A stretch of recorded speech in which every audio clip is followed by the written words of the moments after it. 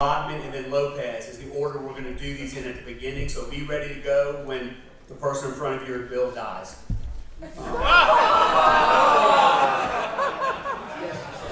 Delegate Tran, you're up.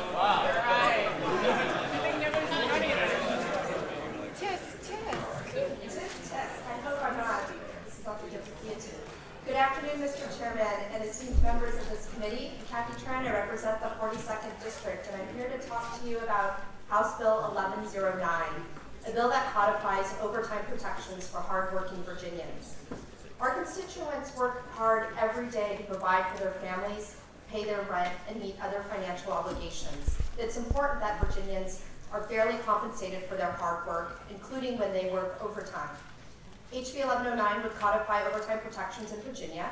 The bill maintains the same exemptions rules set forth by the Fair Labor Standards Act and includes added protections. Overtime protections mean that— Delegate Tran, can you explain this, just what your bill does different from federal law? Sure, two things.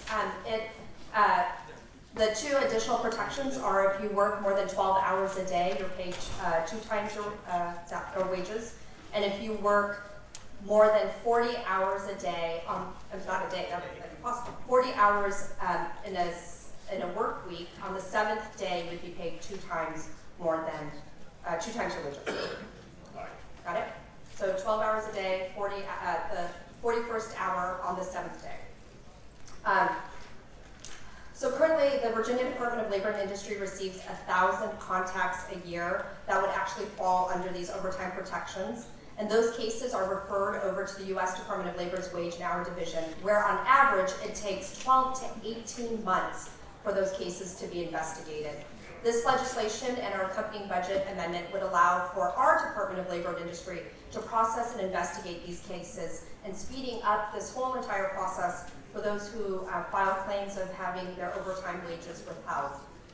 This legislation is a pivotal step to codifying overtime protections, and ensuring fair pay for fair work is crucial to having a robust and thriving middle class in Virginia. Just to note that other states such as Alaska and Kentucky have expanded their overtime protections, and it has helped to grow their workforce and ensures that their states are economically competitive. So we just want to make sure that Virginians who are working extra hours will earn that extra income to provide for their family, and then spend those dollars in our local communities and help grow our economy. An exhaustive work schedule that produces a long work day or long work weeks without adequate rest can also be detrimental to our employees and employers, the business work as well. Chronic fatigue, stress sets, worker employees suffer from occupational burnout, productivity loss, and increased risk of tragedy in the workplace. Studies have shown that companies lose at least $130 billion per year due to employee fatigue. So I hope that you would consider this overtime protection and making sure that it's codified in our code. Thank you. Thank you. Anybody here, again, one person here to speak in favor of the bill? Come on up, introduce yourself and offer your testimony. Thanks for being here. Morning, Mr. Chairman, staff, thank you for the work y'all do for our citizens. My name is Daniel Watson. I'm a Virginia County resident, lifelong citizen of Virginia. I'm speaking on behalf of HB 1109 based on my 23 years of experience in the construction trade. I believe the employees should be compensated for the overtime hours when they're required to work the hours that takes them away from their families. It's difficult to raise a family when you have to work 5, 6, 7 days a week. Also, I want to talk about the safety aspect of it. The short of it is, when people have to work a lot of hours, they tend to lose place and get complacency and get fatigued and don't concentrate on a job. So in turn, it runs the safety aspect up on jobs. It causes more accidents and injuries. Therefore, requiring these people to work these overtime hours without fairly compensating them for the additional risks are harmful to them. Also, by mandatoring the overtime rates, it will force employers to look at the safety aspect when they're scheduling overtime on these people, to try to balance it out amongst all the employees that they employ. I want to thank you for what you do.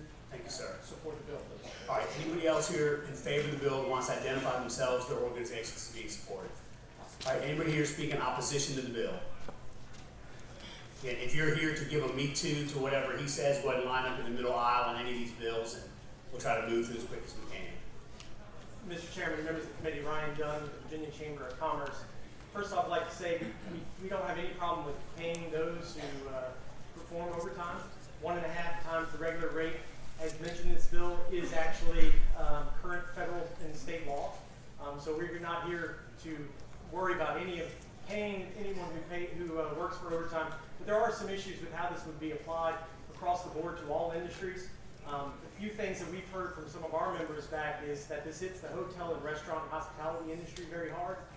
It's already difficult to find individuals to work. Many like the flexibility of working more hours in one day. In addition, many volunteer to take 2 shifts if someone does not show up. This takes away total flexibility for the workers, as well as increases the labor cost when someone does not show up. This takes away the flexibility for the workers, as well as increases the labor costs for the employer. For employers who are thinking about raising the minimum hour rate voluntarily, it will also stop that as well. So employers will be incentivized to keep the hourly rate lower. The other part of this is the 7th-day work portion of this, the work week. There's no exemption in here for hospitals or safety workers who work sometimes shift work, 2 hours full weeks at a time, and then 2 weeks on, 2 weeks off. So the application to this would be a little problematic. Again, have no problem paying what is due for work performed. So with that, ask you to oppose. Thank you. All right, thank you. If you also oppose the bills, identify yourself, your organization. Nicole Riley, State Director for the National Federation of Independent Business. Thank you. Jody Roth on behalf of Virginia Retail Federation. Joe Works, Virginia Restaurant Lodging and Travel Association. Miles Laurie, Virginia Retail Merchants Association. All right, Delegate Tran, you get the last word. So I think it's just really important to note that we all need to consider kind of the best ways to balance flexibility in the workplace, as well as making sure that we are not placing undue and extra stress on our workforce in terms of the total amount of hours worked per day or the total amount of hours worked a week. I think we all can appreciate being able to take a day of rest. And so that just a note, that provision only applies if you're working more than 40 hours a week and making sure that we're fairly compensated. So we think it's really important to codify overtime protection in our code, in the Virginia Code, and to make sure that we're able to address those cases, over 1,000, as I mentioned, by our state Department of Labor and Industry. All right, thank you so much. All right, the bill's before the subcommittee. Delegate, you go. Mr. Chairman. Delegate, you go. All right, there's a motion and a second to pass by House Bill 1109. That is a debatable motion with 2 minutes per side. Would you like 2 minutes on the motion? Yes. Okay. Sorry. Processing on the spot. So, as I said before, I think it's extremely important that we are codifying overtime protections. If everybody agrees that we want to fairly compensate our employees, then we should have no problem making sure that's in our code, so that we are, that what we are talk, we talk the talk and walk the walk. So I'm going to take the 2 minutes and take about 30 seconds in support of the motion. Tell you I agree with everything you just said. We need to protect our employees. That's why I have a bill that I have about wage retaliation and other things that's advancing through. I think the bigger issue is, as enunciated by the chamber and others, that it actually takes away employee flexibility in their scheduling and the ability to work more hours in individual days and work double shifts and that type of thing. So I appreciate the effort. I don't support the bill because I don't think it's the right way to get at the problem, but I appreciate you trying to get at the problem. All right, the bill is before the subcommittee on a motion to pass by indefinitely. Open the roll, cast your vote, electronic voting board. All right, close the roll. The vote is 4-3 to pass by indefinitely. Thank you. Thank you. All right, we're going to do 3 quick administrative things I mentioned at the beginning. We have 3 bills the patrons have asked to strike. The first bill is Delegate Conyers Fowler's 1039. All right, we have a motion to strike 1039. Moved and seconded. Hearing no debate. We'll open the roll, cast vote, electronic voting board.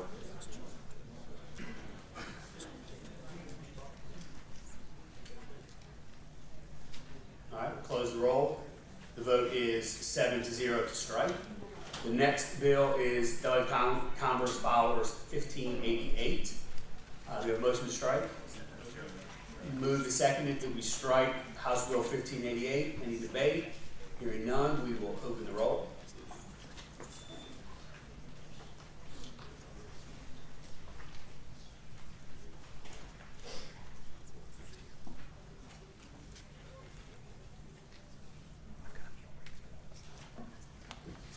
Cast your vote in electronic voting order. All right, close the roll. The vote is 7-0 to strike House Bill 1588. The last bill to strike is Delegate Heads 1391. Moved and seconded to strike House Bill 1391. Hearing no debate, we will open the roll. Cast your vote in electronic voting order.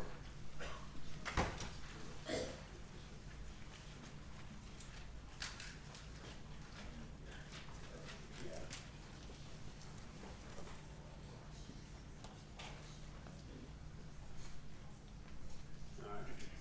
There you go. Cast your vote in electronic voting board. All right, the vote is 8-0 to strike 1391. All right, those are the three administrative actions we have. We'll get back to the list I enunciated a second ago. Delegate Cole. Thank you, Mr. Chairman, members of the subcommittee. I have House Bill 133, and I understand there's a substitute for it. All right, let's get substitute passed out. We have a motion on substitute.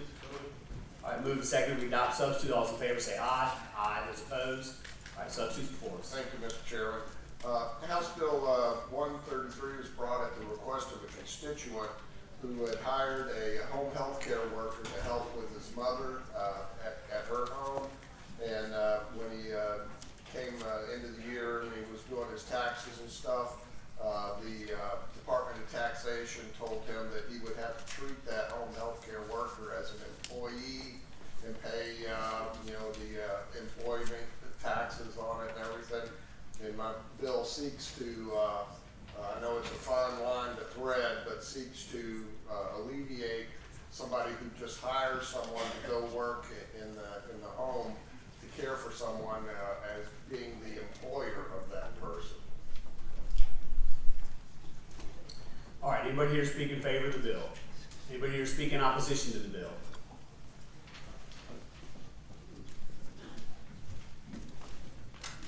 Go ahead. Mr. Chair, Brian Ball, Deputy Secretary for Commerce and Trade, and the administration is strongly opposed to this bill. These are employees, and it's a question of how you classify folks, and these folks are employees, and that's the way they need to be treated, and there's a consequence to retaining employees. So I do have Valerie Braxton Williams here to speak if there are specific questions about the bill. She's with the Virginia Employment Commission, which deals with these classification issues all the time. All right, does anybody have any questions? Who's that? No questions. All right, I think we're good. Anybody else here in opposition to the bill that wants to just acknowledge their organization or their independent opposition? Come on up. Thank you. Davis Cole with the Virginia Poverty Law Center. All right. And I talked to Chairman Cole ahead of time. I think he is trying to address a real issue for a constituent, but recognize that this may not be the vehicle to get that done today. So appreciate you bringing the bill. You want the last word, Chairman Cole? No, again, I think we need to do something to somebody to help somebody out. It's just, I mean, where's the line between when you become an employer vice hiring an independent contractor? So. Okay. All right, bills for the subcommittee. I have a motion. Chairman Marshall. Yes, I move that we table HB 133. All right, do we have a second? Second. All right, moving second to lay House Bill 133 on the table. It's a non-debatable motion. We'll open the voting roll. All right, cast your vote in electronic voting board. All right, close the roll. The vote is 7-0 to lay HB 133 on the table. Thank you, Chairman Cole. All right, next up, Delegate Rasul. I think we're going to hear your one bill that you had people here testify to. Yes, sir. Thank you, Mr. All Chairman. right, which one? Was that their MOC bill? 157. All right, House Bill 157. And Mr. Chairman, there's a substitute. All right, let's get substitute for the subcommittee. We have a motion on substitute. Want to move we adopt substitute? Anybody want to move to adopt the substitute? All right, move second. We adopt substitute HB 157. All those in favor say aye. Aye. Those opposed? All right, substitute's before us. Thank you, Mr. Chairman, members of the committee. House Bill 157 seeks to prohibit some restrictions with regards to maintenance and certification for hospitals and other entities that are requiring this special testing. It puts up certain limitations around some doctors who just feel as though this is a costly and onerous process on them As you know, Mr. Chairman, members of the committee, that there already is a process in place in the Commonwealth for us to have continuing medical education. Fortunately, Mr. Chairman, the substitute that's before you, there was a group of stakeholders and led by MSD, and if I could have Scott say a couple of words about that process. That brought MSD, the Hospital Association, and the health plans together to work out what I believe is a good first step in this substitute. All right, come on, introduce yourself off your testimony. Thank you, Mr. Chairman. Scott Johnson, General Counsel for the Medical Society of Virginia. After this bill got filed, Delegate Rasul reached out to us and asked us to take the role of the convener because his introduced bill had the support of some physicians. This bill before you has the support of other physicians, and we tried to be the convener of the stakeholders. I want to thank the Hospital Association for their amendments that they offered to this. We reached out to the health plans because a portion of this bill deals with health plans and made sure they had no objections to it. There's language on the top of page 3, lines 54 through 58 that was offered by Kaiser Permanente, who's represented by Reed Smith.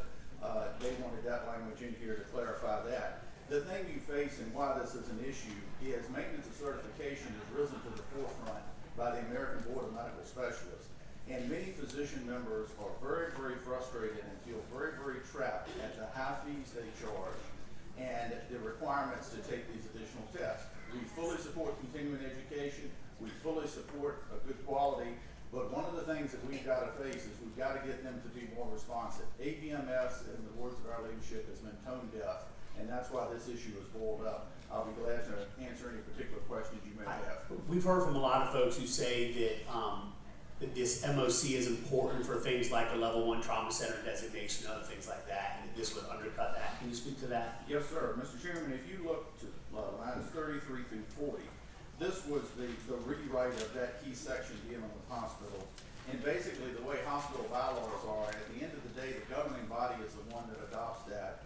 And this language would say that if a hospital medical staff votes for their bylaws to include MOC, which they've got the right to do, this bill wouldn't prevent it, once that medical staff adopts it and approves it, then the governing body of the hospital could adopt it as part of bylaws. So it puts in a step, it doesn't put in a prohibition. Okay, so still could end up being an issue, but there's a step. Yes, sir.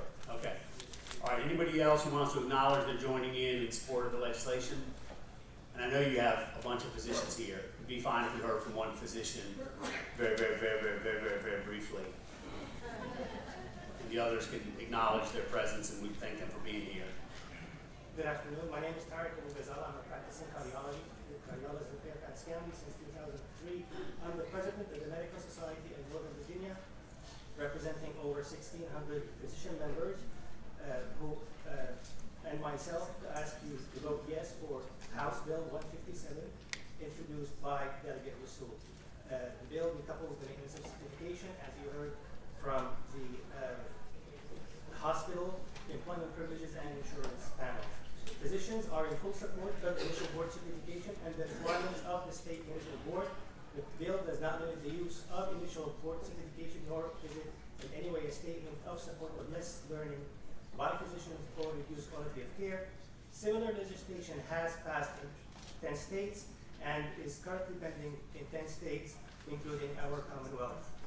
So we ask you to vote yes for House Bill 157. All right, thanks. If you're also here to show your support, just indicate what organization you represent and go down the line. Thanks for being here. Dr. Abdul Amir, practice in Richmond, support House Bill 157. Thank you. Dr. Varun Haider, I also practice in Henrico County. I support House Bill 157. Thank you.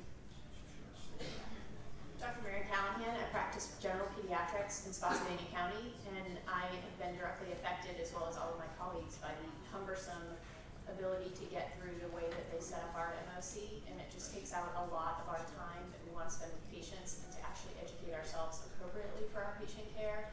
And there's costs going into this that we have no idea what it is experiencing. Thank you. Hi, my name is Dr. David Allison. I'm in District 35 in Fairfax County, and I'm here in support of House Bill 157. Thank you. My name is Dr. Denise Hurst, and I represent 105 physicians from Fairfax County and Alexandria City who support HB 157. Thank you. Hi, my name is Suja Amir. I'm here as an advocate for my physician who actually is leaving practice because they're MOC. So I support HB 157. Thank you. I'm Dr. Stephen Bishop. I'm from Chesterfield County, and I support HB 157. Thank you. Hi, my name is Navdi Sheikh. I'm the wife of the pediatrician who practices in Chesterfield County. I'm here to support the bill. Thank you for being here. Thank you. Hi, my name is Dr. Sidrabad. I'm a dentist as well as a wife of a physician, and I support HB 157. Hi, I'm Sadia Shah. I'm from Henrico County. I'm a physician myself. I'm here to support my husband who is in the clinic right now at MCD Cancer Hospital. Thank you. Thank you. Hi, my name is Aisha Abbasi. I'm here on behalf of my husband. He practices in Chesterfield and in support of HB 157. Great, thank you so much for being here. All right, is there anybody in opposition to HB 157? Line up, introduce yourself, offer your testimony. Is anybody else here to testify or acknowledge your opposition? Just get in the line. Mr. Chairman, members of the subcommittee, Nicole Brenner on behalf of the American Board of Medical Specialties speaking in opposition to House Bill 157. ABMS is the leading not-for-profit overseeing physician certification in partnership with the 24 independent physician-led boards who do board certification. This legislation interferes with an employer's ability to make requirements of its employees. This is a freedom of contract issue that should not be legislated. The medical community currently chooses whether to use maintenance of certification, and this choice should remain with them. Board certification verifies that a physician has obtained the knowledge and skills to hold himself out to patients as an expert, that he has a specialty. Recertification of that specialty through MOC keeps physicians up to date on new research and technology, improves the quality of care, and studies show that it improves patient outcomes. Because I'm the only one speaking in opposition, I'm going to say a couple things on behalf of the doctors who are behind me. Hospitals that do not have board certified physicians are unable to have level 1 trauma centers. This bill threatens that status for hospitals. Additionally, all residency programs and fellowships are required to have board certified faculty and physicians. This legislation is a threat to all residency and teaching programs. This year's flu epidemic has been one of the worst on record. New research shows that it is safe for those with certain allergies to get the flu vaccine. New research also shows that early exposure to peanuts dramatically reduces the development of a peanut allergy later in life. These are just 2 examples I could give you in one specialty, and I could give you hundreds across all specialties of life-saving new research that is made available to doctors through maintenance of certification. I ask you to oppose this bill and not interfere with a private contract issue by legislating a prohibition on what is currently a voluntary certification. I'm happy to answer any questions. I have someone here from the American Board of Medical Specialties if you have any questions. I know you've seen several letters of support from me, letters in opposition to the bill from me, from doctors, and there are several doctors here who have just completed shifts and worked long hours who would just like to tell you that they are opposed, but I've asked them all to keep their comments brief and just introduce themselves and be respectful of the subcommittees. All right, any questions before we hear from the other folks? All right, introduce yourself and indicate your opposition. Dr. Anne-Marie Irani. I'm a pediatric allergist, immunologist who's been practicing in Richmond since 1986, and I ask you to oppose the bill. Thank you. Hi, my name is Lawrence Schwartz. I've been practicing allergy and immunology at ECU in Richmond since 1983. Served as the chair of the American Board of Allergy and Immunology in the past, and currently I'm a board member of a patient organization, the Asthma and Allergy Foundation of America. As a physician, I oppose the bill, and as a representative of the patient group, they oppose the bill. Thank you. My name is Dr. Robin Foster. I've practiced in the Commonwealth of Virginia for the last 29 years here in Richmond. I am boarded in pediatrics, pediatric emergency medicine, and child abuse and neglect. Thank you. I oppose. David Kelmo, OBGYN from Richmond, Virginia, here in opposition. Thanks. Dr. Stefan Neiske, board certified trauma general surgeon here in Richmond. I oppose HB 157. Thank you. I'm Will Zolzer. I'm an orthopedic surgeon practicing in Richmond, Virginia. I strongly oppose this proposal. Thank you. My name is Bruce Shermer. I'm the Stephen H. Watch Professor of Surgery at the University of Virginia, where I've been in practice for 32 years. I strongly oppose this bill, and I ask you, why wouldn't you want your surgery to be documented this time? Thank you. Good afternoon. I'm Dr. Edward C. Nemmergut. I'm the Frederick A. Berry Professor of Anesthesiology and Professor of Neurosurgery at the University of Virginia, and I strongly oppose this bill. Ashley Allen with Cousin O'Connor on behalf of Ballad Health, and we oppose this bill. So normally we don't like to get in the middle of when hospitals write hospitals and doctors write doctors and all that at this stage on a bill that we've never seen before. But bills before, so you get the last word. Thank I have you. some questions for you. Thank you, Mr. Chairman, members of the committee. There is a reason why, in fact, the American Medical Association says that we should not mandate the licensure, credentialing, and the MOC programming. But in fact, just to be clear, speaking to the substitute, this is not a prohibition. What we are saying is that this makes the process more democratic, and that these physicians can choose to do what they want to do inside of their hospital practice. So we purposefully and intentionally brought stakeholders together to try to strike a balance, to ensure that people know that we are serious, and we look forward to hopefully passing this bill and then continuing to look at how collectively we can reform the MOC process. All right, any questions for the patron? All right, the bill's before the subcommittee. Mr. Chair, sorry. Delegate Bell. I'm sorry. That's all right. Yes, the patrons, I'm reading I think the substitute is in book, it said it's not a prohibition, but does it not prohibit? No provider plan shall require any MOC as a condition of participation in reimbursement, nor allowing them to establish differential rates of reimbursement. That is, Mr. Chair, Delegate Bell, that is language specifically put in there by the health plans to ensure that there's a good balance both with regards to the hospitals themselves. As you can see, a couple of sections where it talks about that the governing body must collectively agree what direction they're going to head into.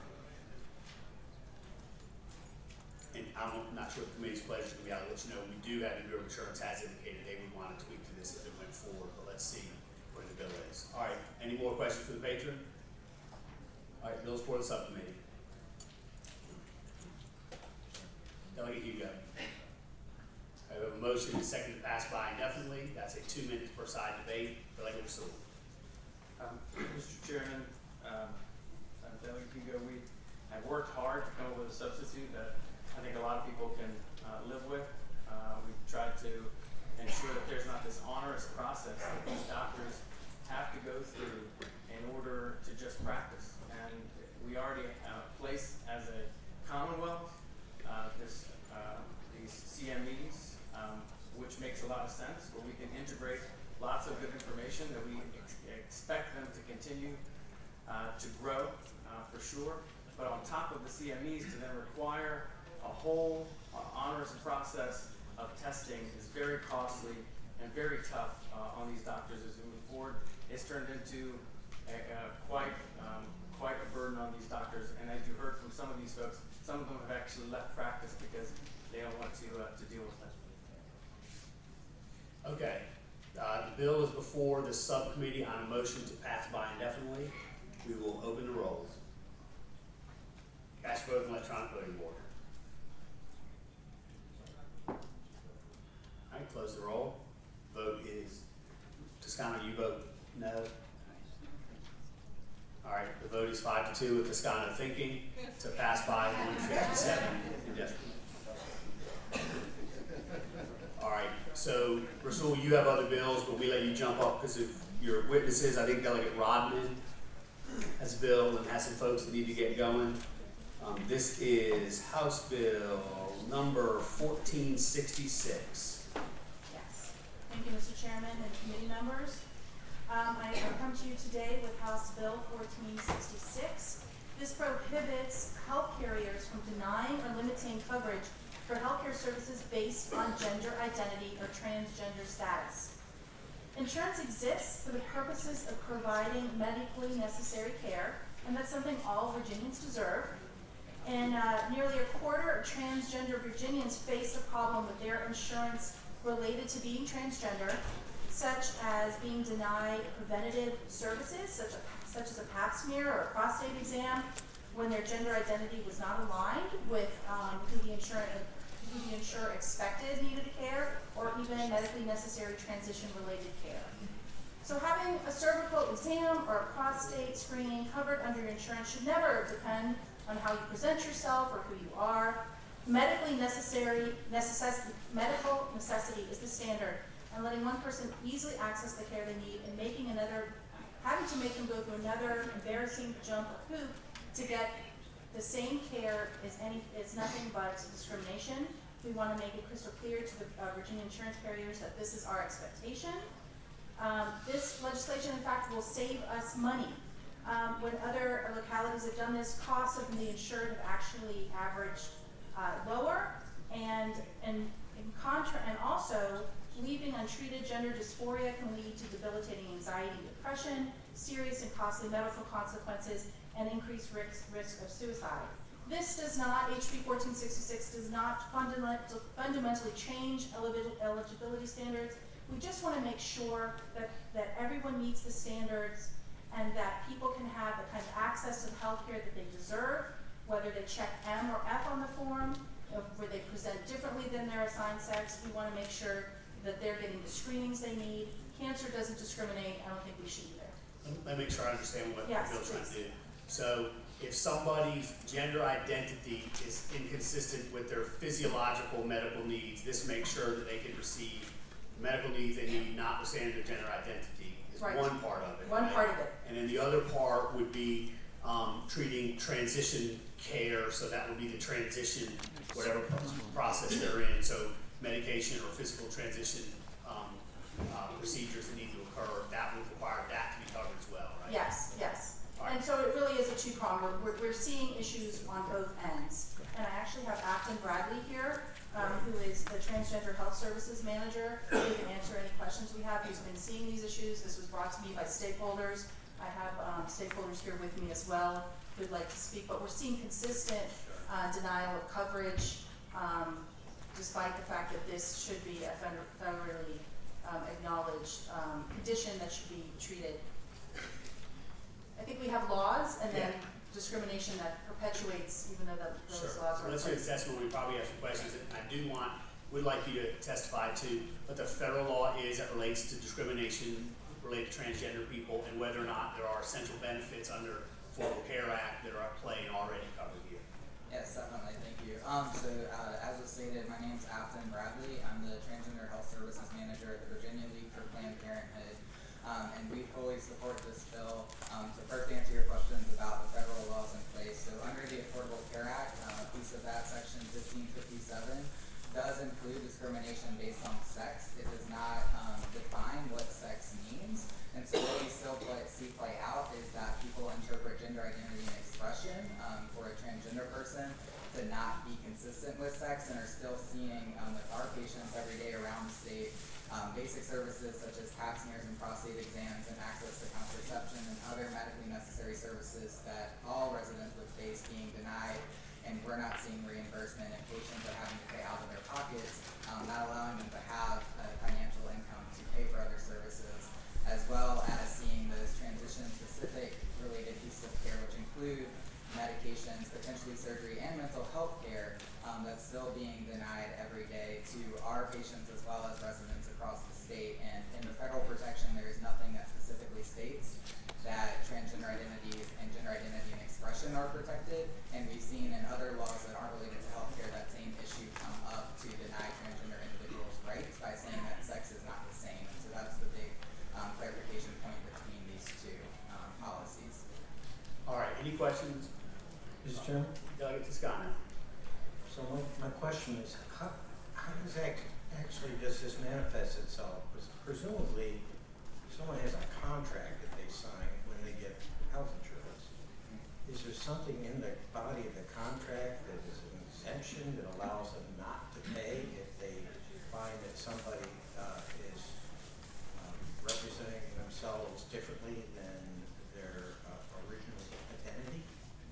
So So what we see often is how this plays out. So when we're talking about things that aren't transition specific, so often if we're billing, for example, a pap smear or a cervical screening test, and the gender identity matches male because that is how they present and identify now, and maybe they've taken medical interventions to identify that way, that the insurance will deny it and say that this is unnecessary and inappropriate because it's seeing this gender mismatch. And sometimes it's able to be overturned, but we still have many cases, even within the last 1 to 2 years, where we still have yet to see any reimbursement or any overturn despite multiple appeals and processes. And when we look at the gender-specific piece to transition, often there are criteria that somebody has to meet to determine medical necessity, which often includes mental health treatment first. And often insurances will deny medical services with the gender dysphoria code. So often patients are left to pay out of pocket to counselors for mental health services, even if they're not pursuing hormones. And what we see inevitably is what Delegate Rodman alluded to, seeing these alarming rates of suicide, of hospitalizations related to mental health that cannot be treated because for many individuals it is impossible to pay out of pocket for mental health services that have to occur either weekly or bi-weekly. All right, thank you. If you're here speaking in favor of the bill, then identify yourself, your organization, and then you join in support. My name is Jennifer C. I am a parent of a 15-year-old transgender child and representing Virginia parents of transgender children. I have spent over $40,000 in medical care for my 15-year-old. And just, I don't want to get personal. Have you seen both issues, the transition issues and the denial of care because of the mismatched? I have seen roughly 1 child a month commit suicide, usually between 12 and 14 years old. The medication is used to block puberty to allow them to grow old enough to make the decision as to whether they're going to go on cross-sex hormones or not. Costs $14,000 per shot every 3 months, and it is not covered by insurance. My spouse has government insurance, and even that's not covered. We switched to an implant. The implant was $3,000 1 year, and the next year we were on a different insurance. It was covered. It was $100. And most families cannot afford it. We're fortunate. My spouse is an attorney, and we have the money to do it. But most families are not in that situation, and these children suffer. Right. Okay. Thank you for being here. Okay. Chairman, members of the Committee, Equality Virginia, we support this bill. Thank you. Hello, my name is Diego with the National Teen Institute for Reproductive Health, and we support this bill. Thanks for being here. My name is Anna with Mayoral Pro-Choice Virginia, and we support the bill. Hi, I'm Ashley Cocker with Progress Virginia, and we support this bill. Hi, Paulette McElwain with Virginia League for Planned Parenthood, and we support this bill. Hi, I'm Janet Bradley. I'm a parent of Grafton, but I also understand why this bill is important, and I support this bill. Okay, thanks for being here. Hello, my name is Heather Moser. I'm a student at Garfield High School in Prince County. I just wanted to express my support for this bill because I'm a family member and an older sibling of someone who is transgender. We understand that this is definitely something that isn't a choice. And growing up with someone who is transgender, you realize these things are important. No one would really want to choose a life of discrimination or care. And so myself and many other students, younger people who are identify as LGBTQ or in the community would very much hope to see that possible implemented and any state legislation would pass in support and protection for our students who are vulnerable. Thank you. Great, thanks for being here. You guys, come on up. Hi, my name is Christina Moser. I'm a parent of Heather, also a parent of a transgender child who has specific exclusions in my health care that does not allow for transgender care. My child is 16 years old, a student in high school, and we're just beginning the transgender journey with my child, and it's not an option, and I am just afraid of the cost that we will incur as we take this journey. Again, I support this bill. Thank you. All right, so we're getting a message that people are having a hard time hearing in the back. So if you're speaking, make sure you speak into the mic. If you need to speak in the back, please go away from the doors. We're going to close those doors if we need to. I think it's going to get uncomfortable in here if we do so. So just try to be respectful of the back there. All right, if you're here to speak in opposition to the bill, come on. Again, we'll hear testimony from one person. Anybody else in opposition can join in that testimony. Mr. Chairman, members of the committee, I'm Kyle Shreve with the Virginia Association of Health Plans. We've spoken to the patron and with members of Planned Parenthood. we don't believe there is any discrimination on behalf of our members. We have gender transition services language across all of our fully insured plans, and we have confirmed that, and there are clinical guidelines established to go along with it. The problem in the fully insured market is that we believe, after some investigating, we've made the commitment to keep working on this, is that the designation causes coding problems in our administrative problems, and that we are absolutely willing to work through. As if it does meet our clinical guidelines of medical necessity, we absolutely would cover it. We just need to make sure that the system works to deliver that care. I also would like to make sure that you all understand the caveat of some of the insurance may be self-insured, and this is a disclaimer we usually make, and we've heard this before. If it is an employer-sponsored plan, they get to set their own rules and do not have to follow the ACA, and that we have to go by our administrative services contract and not by our full insurance contract. Okay, thank you. Mike, would you so offer testimony for your support opposition?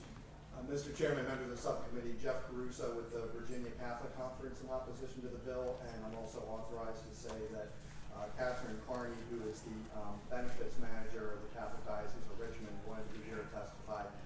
She also wants me to convey that her office is opposed, and it's because of the serious religious liberty interests that are impacted by this. Our moral and religious beliefs do not permit us to cover some of the services in here. Okay, thank you. Next up. Thank you, Mr. Chairman, members of the committee. Bill Janis with the Foundation. For the religious liberty reasons cited by the previous witness, we also oppose the bill. All right, anybody else here? Opposition. All right, Patron gets the last word. As the, I'm really grateful that we got to work with health plans, but that they acknowledge as well, there still exists a real gap between the plans and the services that need to be provided. We're still seeing high rates of denial of services, and this is a bill that it's been codified in 16 other states. I know that doesn't really matter, Virginia is its own place, but we need to make sure that we're not discriminating against a very vulnerable population, and this bill really makes that effort very clear, and so there's consistency across healthcare. All right, thank you. Chairman. Mr. Chairman. Toscano. Move to report the bill. All right, we have a motion and a second to recommend reporting House Bill 1466. Any debate? All right, hearing none. Delegate, you go. We have a substitute motion to pass by the bill indefinitely. That's been moved and seconded. That is a motion that allows for 2 minutes debate on each side. Would you like your 2 minutes? Thank you very much, Chairman. I think it made it clear that there is a serious issue with discrimination against transgender individuals. We've identified the problem. This code is very liberal. It still allows for these self-employed insurance plans to opt out, but there still needs to make measures within the existing insurance plans, and we need to move forward with this so we can make sure that not another transgender child commits suicide and not another transgender individual is denied coverage when all Virginians deserve health care and coverage. All right, thank you. All right, motion is to pass by House Bill 1466 indefinitely. Open the roll. Cast your vote in electronic voting board. All right, the vote is 5-3 to pass by indefinitely. Thank you, Delegate Rodman. Thank you very much. See you next year. Thanks. All right, Delegate Lopez. You have one bill. Just one bill. 1562. Thank you, Mr. Chairman, members of the committee. This bill gives the Virginia Employment Commission necessary tools for combating fraud, which hurts law-abiding businesses, robs the Commonwealth of funds, and cheats workers. Payroll fraud is the willful miscalculation or classification of employees as independent contractors in order to avoid payroll taxes, workers' compensation insurance, unemployment insurance taxes, minimum wages, and overtime compensation. A recent JLARC study found that the Commonwealth is losing at least $28 million a year in tax revenue from misclassification. 1/3 of audited employers in certain industries misclassify employees, resulting in failure to provide workers' compensation insurance and unemployment insurance to pay payroll taxes and to comply with minimum wage and overtime laws. Misclassification harms businesses that cannot compete with employers who do misclassify. Companies that cheat in this fashion are can underbid law-abiding contractors by 30 to 40%. To address the issue of payroll fraud, The VEC instituted a rigorous program to detect, reduce, and prevent worker misclassification.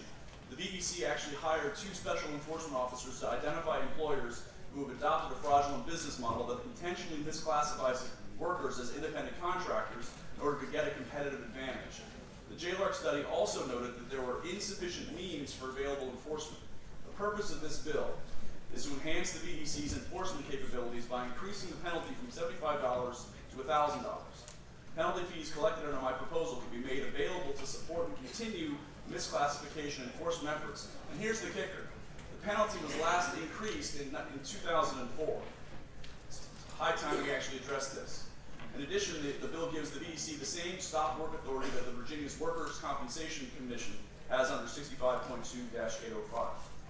This additional provision would subject to the Commission's would be subject to the Commission's administrative hearing process, affording employers full due process rights.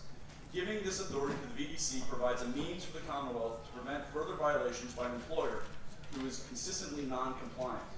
So this is the issue. We have a lot of these employers who are doing the misclassification are consistently being non-compliant. This legislation not only provides protection for workers, but also businesses that are playing by the rules and expecting the Commonwealth to ensure fair competition. I hope it's the will of the committee to strengthen enforcement so that we can solve this problem, which is having an adverse impact on workers, businesses, and by extension, the state budget. All right, so before we get to the substance of the bill, there's a constitutional problem with the bill as filed, and this is going to sound annoyingly technical. Article 4, Section 12 requires every bill to express its purpose in the title. This is a bill that DLS didn't draft, and it fails to indicate the purpose of the bill in the title. It references the code section, but then it should say relating to and expressing the subject matter of the bill. So I don't know if that is amendable after the bill's been filed in a way that becomes germane, if it's unconstitutional when filed. I'm gonna bring that to your attention. If the subcommittee wanted to advance it, I think we would have to go to the clerk and figure out if that's a fixable problem.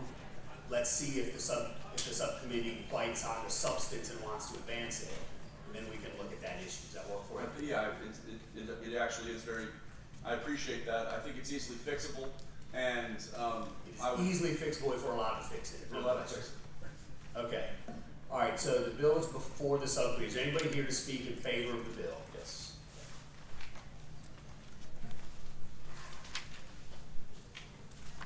Mr. Chairman, Brian Ball, Deputy Secretary of Commerce and Trade. The administration supports this bill. It's the same sort of, it's a classification bill, and most employers play by the rules. There's a handful who don't, and when they don't, they get a competitive advantage over those who are playing by the rules. So we're supporting the bill. And Mrs. Braxton Williams is here from DEC. Let me ask Ms. Braxton Williams a question. What's the procedure by which the commission would find a violation prior to shutting down the business with 3 days' notice? Is there a due process built into this? Is there a hearing? Is there a complaint? How does it work? Yes, due process would be built into it, and we would go through all of the administrative procedures necessary. Is that in a different code section, or is that? This was copied from the workers' comp code section, so we already have due process built into some of our procedures that we use at the Virginia Employment Commission, and we would make sure that we follow those procedures as well. Enabling the employer to have a hearing, and then a subsequent hearing if he disagrees with that finding, and even the ability to take it to circuit court if he so deemed that he was grievously charged with this violation. I think this bill raises a heightened concern because the commission's ability to shut a business down. And so wanting to make sure that the protections are all in there when they don't appear in this bill, because this is just written in one code section, wanting to make sure that those protections exist. All right, thank you. All right, if you're here to support the bill, come on up, indicate your organization and your support. Mr. Chairman, members of the subcommittee, David Finlay, the Alliance for Construction Excellence, representing 1,200 subcontractors, strongly supports the bill. Thank you, sir. Mr. Chairman, members of the subcommittee, Virginia Diamond, representing the International Brotherhood of Electrical Workers, Local 26. We support the bill. Mayor Kenowy, Carpenter, Patrolman 197, Virginia, and I'm here to support the bill. Great, thanks. Anybody else? All right, anybody here speaking in opposition to the bill? If there's more than one organization, just line up in the middle. Mr. Chairman, members of the committee, Nicole Riley with NFIB. Our two concerns that we have, one is just that misclassification in general, that can be a really complicated issue for small business owners because it is a complicated issue in the sense that it's you're probably aware it's like a 21-point rule with IRS on whether or not your employee is truly an employee. So our concern is just making sure that we don't have good businesses who are trying to do their best, who may not have HR departments to be able to handle, make sure that they're following everything, don't get caught up in this. And we also did have concerns with the issue of the 3-day notice. A lot of small business owners, granted, it's nice to know that there is some type of due process period. We were not aware of that based on how the bill was written. But still, you could have a small business owner, a lot of times they don't check their mail until the weekend. And so, they're caught on a Saturday with 3 days having gone by, and Monday somebody's coming to shut down their business. So that certainly does cause concern. Thank you. Mr. Chairman, members of the committee, Ryan Dunn, the Virginia Chamber of Commerce. We also oppose the legislation, and as well as the Associated Builders and Contractors of Virginia. Thank you. Thank you. Mr. Chairman, Jody Roth on behalf of Virginia Retail Federation, we also oppose. Okay. Mr. Chairman, Delegate Toscano. question for the patron. Yes, Thank sir. you, Mr. Chairman. I know that the chair expressed some concern about the ability of the commission to shut down a business, which is in paragraph D of the bill. But paragraph C of the bill heightens the penalties. Is there a reason why you have the provision in here about shutting down the business?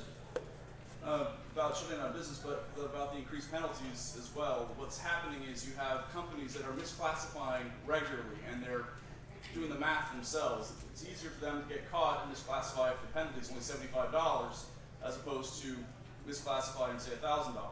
So this money would actually be able to be put back into the fund to help address the misclassification going on across the country.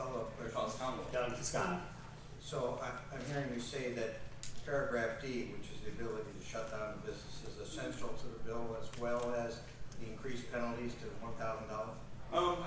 Honestly, I think the fact that we desperately need to update the code as it relates to this area, I think if there was a friendly amendment to address Part D, that would be well taken. Mr. Chairman, just that, so I'm trying to understand the position of the patron. Does it essentially destroy your bill if? No, I don't believe it does. Okay. All right, bills before the subcommittee. I have a motion. Chairman Marshall. I move. I have a motion to pass by 1562 indefinitely. Is there a second? Moved and seconded. You have 2 minutes if you'd like to use them, Delegate Lopez. The J-Large study was done on this recently. We've seen that there's a significant problem in the Commonwealth of Virginia to the tune of around $28 million in taxes that we're not collecting. And also the fact is that workers are being hurt by simply not having the protections written into the code and the protections that they should be getting from us to say that they're not going to get misclassified. And we're finding that this is happening at an increasingly alarming rate in the Commonwealth of Virginia. We should take some kind of action to address it. The fact is, it's good for the workers, it's good for cleaning up the code, and it's also good for our bottom line at the end of the day in terms of bringing more revenue back into the Commonwealth. So I hope it's the will of the committee not to vote to PBI the bill. All right, thank you, Delegate Lopez. The motion is to pass by House Bill 1562 indefinitely. Open the roll, cast a vote in the electronic voting board.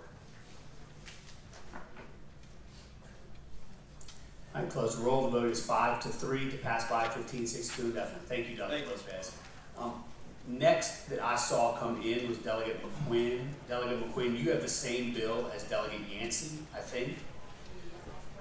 So why don't you go ahead, Delegate Yancey, and y'all can do this together if you want. Delegate Yancey is the lower number bill, but it doesn't matter to me. This is the House Bill 1080, Brave to Express Breast Milk. Delegate McQuinn's bill is 1376. So let's pull up HB 1080, and we can.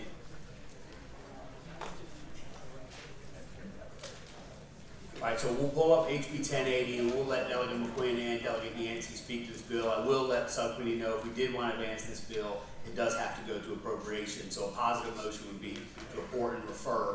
But with that, I will turn it over to Delegate Yancey and Delegate McQuinn. Thank you, Mr. Chairman.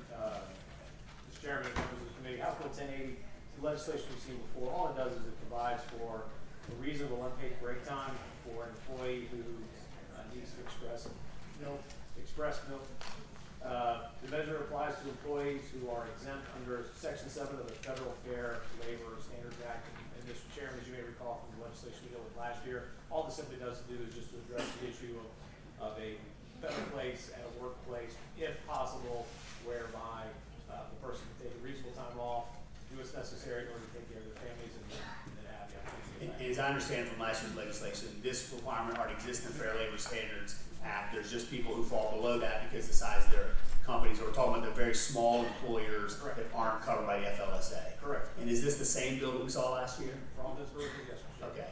All right, Delegate McQuinn, why don't you add your Yes, testimony? and Mr. Chair, this is a growing issue.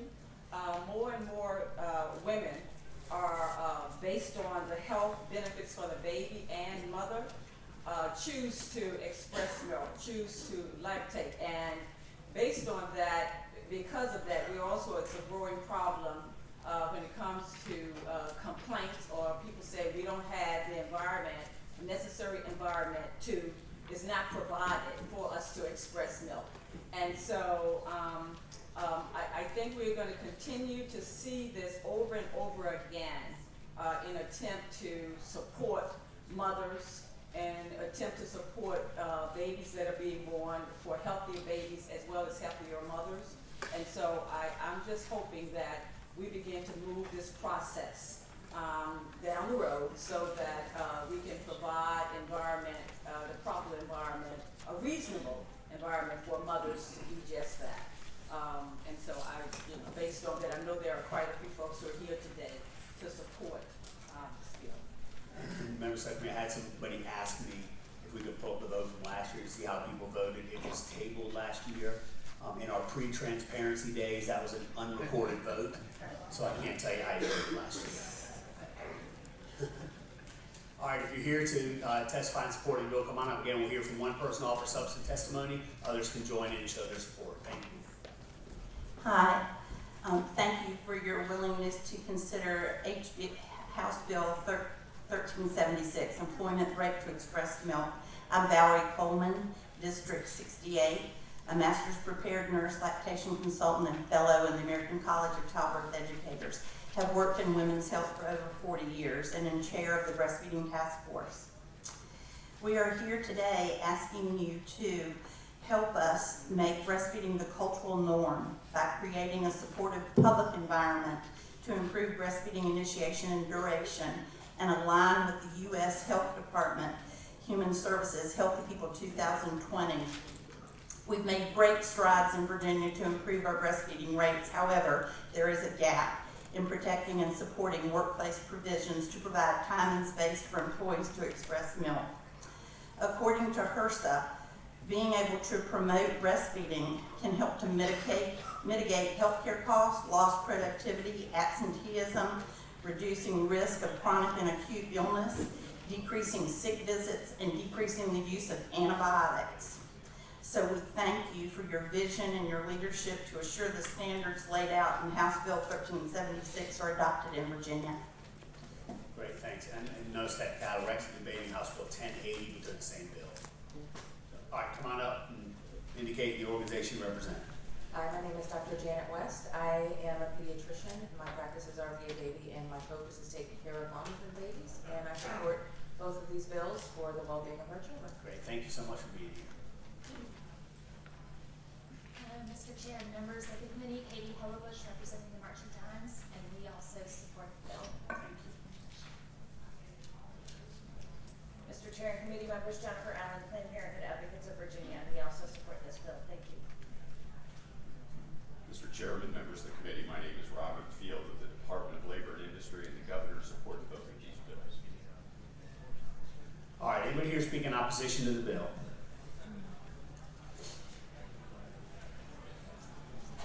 Mr. Chairman, members of the subcommittee, Nicole Riley with NFIB.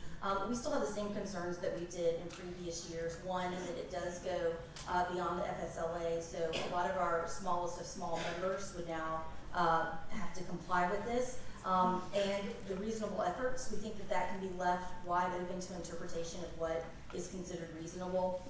In fact, I did speak with our legal foundation, which includes our legal hotline where we talk to members on legal issues.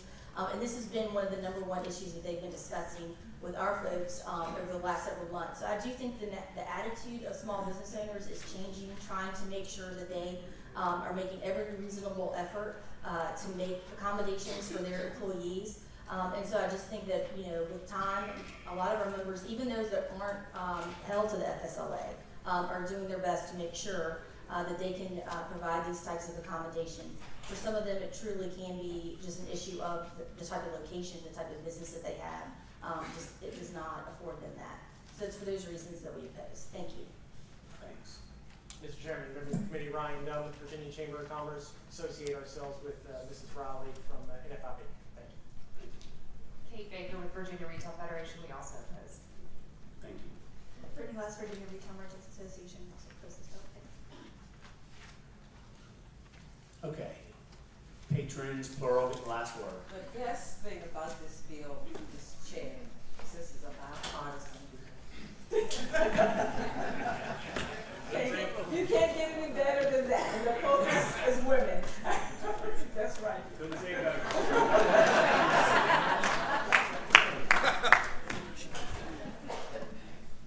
Yeah, so the question is whether or not we can roll bills in together. As you know, the directive has been that if the bill doesn't add anything, we're not supposed to roll them in. We're supposed to lay one on the table and have the two patrons work together as co-patrons. So procedurally, if we advance 1080, we would then lay the other bill on the table. If we don't advance 1080, we would then vote on that bill.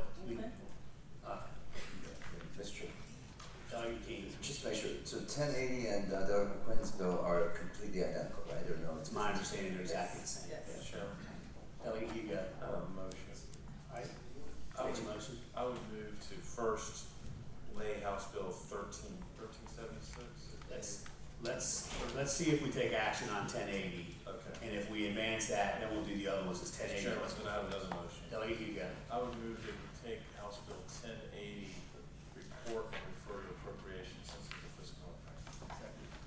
All right, moved and seconded. Any debate? All right, hearing none, we will open the roll. Cash vote and electronic voting board. Nancy votes no. All right, the vote is 7-1 to recommend reporting and referring to appropriations. And close the roll. All right, we'll then open the roll on House Bill 1376. Delegate Hugo moves to lay 1376 on the table with the understanding that Delegate McQuinn will work with Delegate Yancey on his 1080. We have a second. Moved and seconded. We'll open the roll, cast your vote on the electronic voting board. All right, close the roll. House Bill 1376 laid on the table 8-0. Thank you all. Thank you. I think next up is Delegate Ayala.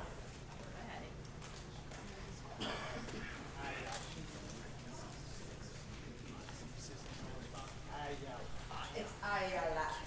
No, I'm not gonna. I can't get the last part of it. I can. Well, hello, gentlemen. Hello, House Bill Mr. Chair. 626. Yes, sir. I would like to introduce 626, HB 626, a bill that would prohibit an employer from requiring, as a condition of employment, that an employee refrain from inquiring about, discussing, or disclosing information about an employee's own wages or about any other employee's wages. This measure would also prohibit employers from retaliating against employees who voluntarily share their salary information. In doing so, this bill would ensure wage transparency, address the gender pay gap, enable companies to attract and keep better talent. In Virginia, the median annual pay for women who hold a full-time Year-round job is $44,798, while the median annual pay for men who hold a full-time job year-round is $55,817. This means that women in Virginia are paid 80 cents for every dollar paid to men, amounting to an annual wage gap of $11,019. This ratio is only a moderate estimate of gender pay inequity. Women of color, they are much worse. Among Virginians, women of color who hold a full-time job year-round, African American women are paid 60 cents less, Asian women 85 cents, and Latinas are paid 52 cents for every dollar paid to white, non-Hispanic men. This gender wage gap spans the entire state of Virginia. In all 11 of Virginia's congressional districts, the median yearly pay for women is less than that of men. On average, Virginia women who are employed full-time lose a combined total of $13 billion every year due to the wage gap. These women, their families, their businesses, their economies suffer as a result. Lost wages means families have less monies to save for the future, spend on basic goods and services. As a single working mother, I've experienced firsthand what it's like to provide for a family while making less than my male counterparts. It has impacted my personal savings, it's impacted my retirement pay, and it's also impacted my ability to provide services to my son, who could have benefited from additional medical services, also educational support, and so this is part of why I'm passionate about closing that wage gap. When it comes down to it, this bill would not just address the pay gap, but it would motivate employees to make business run more effectively. Studies demonstrate that employees who are shown their earnings and how they are compared with others generally work harder to increase their performance. And at the end of the day, a more transparent organization will recruit and retain better talent. Thank you. All right, thank you. Anybody here speak in favor of the bill? Yes. My name is Morris Meyer. I worked for Next in the 90s for Steve Jobs. We had a policy at that time where anybody in the company could go and go to HR and see the salary for anybody else. We had a lot of women engineers in the company who were paid the same as men, and that transparency made sure that everybody felt that they were compensated adequately for the job they were doing. It was one of the few companies where this policy has been in place, but we were able to retain, recruit, and use that as the ability of having a fair workplace for our employees. So I very strongly support this bill. Okay, thank you. Anybody else here to show their support of the bill? All right, anybody here to speak in opposition to the bill?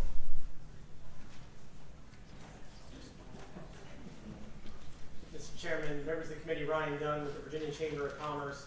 Let me just say that we already have this type of legislation on the federal level in every single manner in which we are looking at before us today. There's already a provision in the National Labor Relations Act, Section 7, that states that employees are allowed to discuss matters related to mutual aid and protection.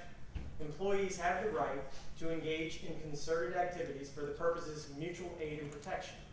Under both Democrat and Republican presidents of the National Labor Relations Board, they have all agreed that employees are entitled to exchange wage information pursuant to Section 7 protections, and if fired for doing so, it qualifies as an unfair labor practice, subject to reinstate front pay and back pay. It is an easy remedy that's already in the law currently under the National Labor Relations Act. So for that reason, we oppose the legislation. Thank you. Mr. Chairman, Nicole Rowley, NFIB, oppose the bill. Thank you. Mr. Chairman, members of the committee, Joe Works, Virginia Restaurant Lodging and Travel Association, we also oppose the bill. Mr. Chairman, members of the committee, Jody Robb, on behalf of Virginia Retail Federation, also oppose. Delegate Ayala, I'm not an employment lawyer, but I do some employment work, and that when I read your bill, I was confused because I thought it was already covered by federal law. Are they missing something? Are you picking some other covered employees up? What are you getting at here? What I heard that some are, and and some aren't. There is some variances there. So we're just trying to cover, essentially provide public, private, small businesses, ensuring all employers are covered, no exceptions, including those covered by the Fair Labor Standards Act. Okay. All right, any questions for the patron? All right, bills for the subcommittee. Chairman Marshall moves to pass by House Bill 626 indefinitely. Is there a second? All right, move and second that we pass by House Bill 626 indefinitely. Last word. See you next year. You might win. Hold on. Let's see what happens. Open the roll. Don't do that. This is, hold on. Wait for it. Wait for it. See the future. See. I tell you, Chairman. See No next love, year. no love. Thank you. All right. That was a good line, Rob. Did you hear his line? You got plenty of love, just no votes? No votes. Thank you. Let me look at our list here. And then we go.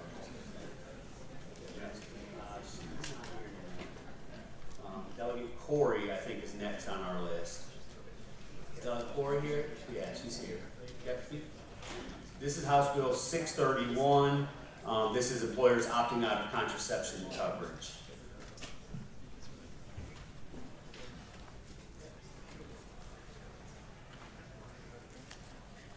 Thank you, Mr. Chairman. Thank you. I'm not asking for love, just votes. And I mean it. HB 631 is what should be a simple fix for a problem that has been brought to me by several of my constituents. Under this bill, employers who elect, for whatever reason, not to provide health insurance coverage for contraceptives for their employees shall notify the employees of this opting out and the Bureau of Insurance. Essentially, this is a please don't surprise me at the pharmacy bill. Great. All right. Anybody here to speak in favor of the bill?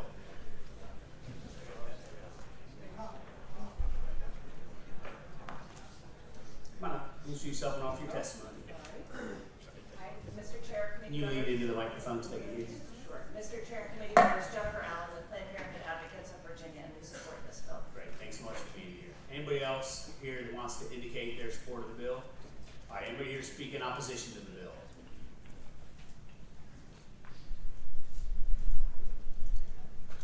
Mr. Chairman, members of the committee, Felicia Preissner with the Virginia Catholic Conference. We oppose this bill. It furthers no compelling government interest and directly singles out and burdens employers with sincerely held religious or moral beliefs. It creates a public searchable database on the Virginia Bureau of Insurance website, which is maintained by the government, and it would list employers that have religious and moral beliefs which causes them to opt out under the ACA. There's no comparable public searchable database, thereby creating a special contraceptive category and reporting requirements. This bill is also duplicative in nature. Employees are already being provided with this notice under the bill that's provided for under this bill. It's in their health plan, it's in the coverage summary of their health benefit plans. And furthermore, under ERISA, they're actually required to provide a 60-day notice if they change these benefits. Lastly, the bill places a burden upon employers to determine when the appropriate time to disclose their health benefit plan information, since prospective employees is not defined under the bill, so there's no clear point at which this information would need to be required provided to them. For these reasons, we oppose this bill. Thank you. Thank you. All right, come on up. Mr. Chair, members of the committee, Bill Janus, Family Foundation, for the reasons stated before, the religious liberty concerns, we also oppose the bill. Thank you.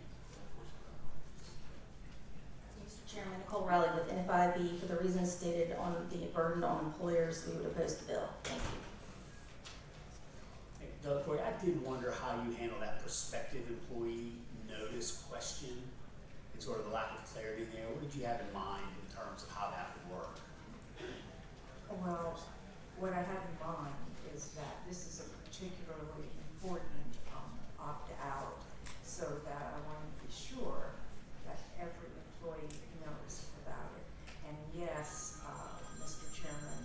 we do get pages and pages of small print about our insurance coverage, but frequently the employee or the beneficiary does not make it all the way through all those papers. And this is important enough that I wanted it to be highlighted so that no employees like my constituents have told me they have been would be surprised at the pharmacy when they learn that their request for contraceptives is not covered. If they're giving you that pages and pages with the small print length stuff already, that would seem to comply with what you're asking them to do, which would then mean they're still going to have that same surprise if that's the issue.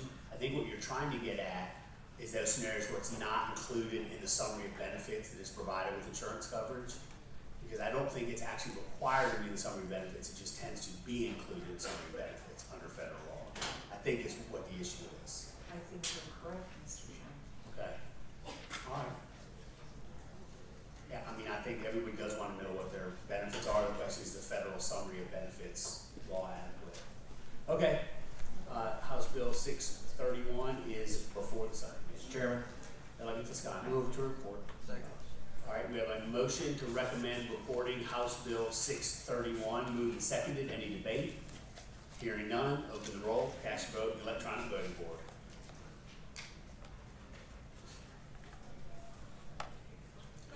All right, close the roll. The bill fails to report. Thank you, Delegate Corey. Thank you.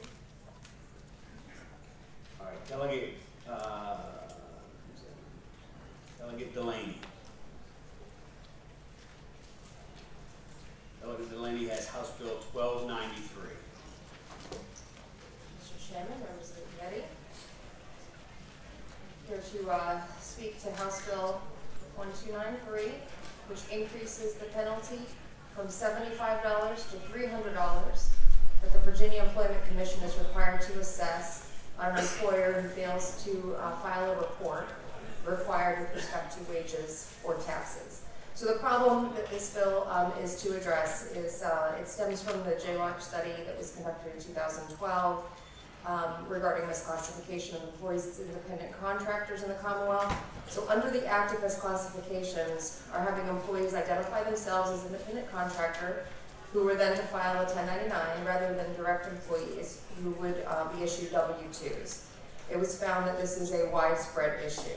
The Act of Misclassification allows lawful employers who properly classify their workers to be undercut in the bidding process by unlawful employers who misclassify their employees.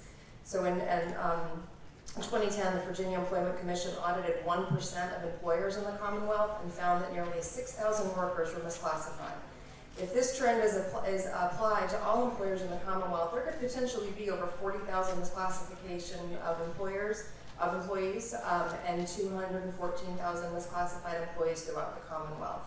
In addition to this active misclassification of employees, it takes away approximately $27 million per year from the Commonwealth's general fund. So this bill is one step in the right direction to stop the misclassification of employees in the Commonwealth by increasing the deterrent and penalty provided to those who are failing to file employment tax information on their employees. This increased fee will not only assist with our lawful employers, our lawful businesses, but it has an estimated revenue gain for the Commonwealth of $4.3 million annually.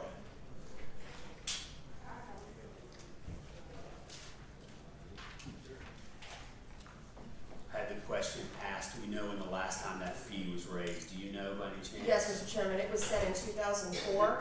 Had that been adjusted to inflation, we would be at around $100. And what was it before 2004? See if someone from BBC might be able to answer that. Probably did. $30 prior to that. It was $30, I'm hearing. Yeah.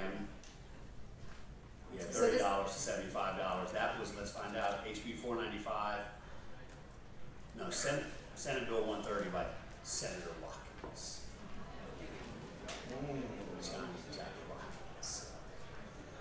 So, Mr. Chairman, this is simply an attempt to further deter misclassification. Best case scenarios, we deter misclassification and start to recover some of that $27 million of locked general fund revenue when our workers are misclassified and not having taxes withheld properly. And otherwise, if we're identifying employers who are unlawfully misclassifying their workers, we could see a potential of $4.3 million a year from the increased fees. Mr. Chairman? So, hold on just a second. So this is getting at the same issue Delegate Lopez was trying to get to, probably in a more artful way. It deals, Mr. Chairman, it deals with worker misclassification and Yeah. attempting to deter it. Yes, sir. I think there are some people who are going to vote against your bill because of how far you're moving the number, but might be willing to vote for your bill if your number was $100 instead of $300. I'd offer that as a friendly amendment. I would accept that as a friendly amendment. Okay, so, so this is on line 26 and line 29. The amendment would be strike 300, insert 100, both those places. Got that? All right, we have a motion and a second to amend House Bill 1293. Any debate? All right, hearing none, all those in favor say aye. Aye. Those Ready to opposed? request, okay, sorry. No, you're good. Okay. All right, is there anybody here to speak in favor of the bill? Why is the administration not here on this one? All right, there you go. Okay. Mr. Just chase off Chairman, the ball. Subcommittee, David Bailey with the Alliance for Construction Excellence. We certainly do hope that you would pass this, the modest increase. Perhaps at some time it would be helpful if you looked at some increasing amount for those who might be habitual offenders. But at least for now, we're representing 1,200 subcontractors who have to compete with those sometimes who do not follow the law. We encourage you to support the bill. Thank you. Thank you. Mr. Chairman, members of the committee, Valerie Braxton Williams, Virginia Employment Commission. Another benefit of raising the fee as a deterrent is when someone files a claim for unemployment insurance. If we don't have any wages on file, that delays the process, and that's us actually being able to look at their claim and determine whether or not they have sufficient wages to be eligible for benefits. Do you have any numbers of how many of the $75 fines are assessed on an annual basis so we can calculate what the additional revenue would be based on this $25 increase? We do have a fiscal impact statement. Let's see if that's here.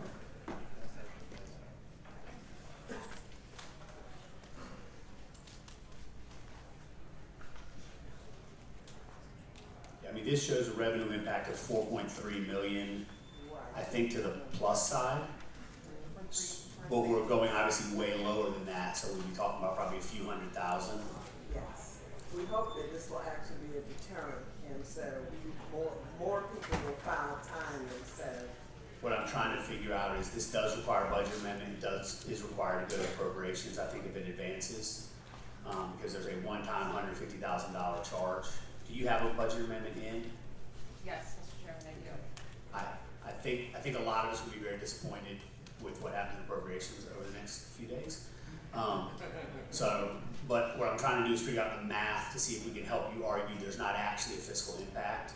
The concern that I think you may run into is that the reduction may drop you below the expenditure side, so you may want to do some math before you get to appropriations. Okay.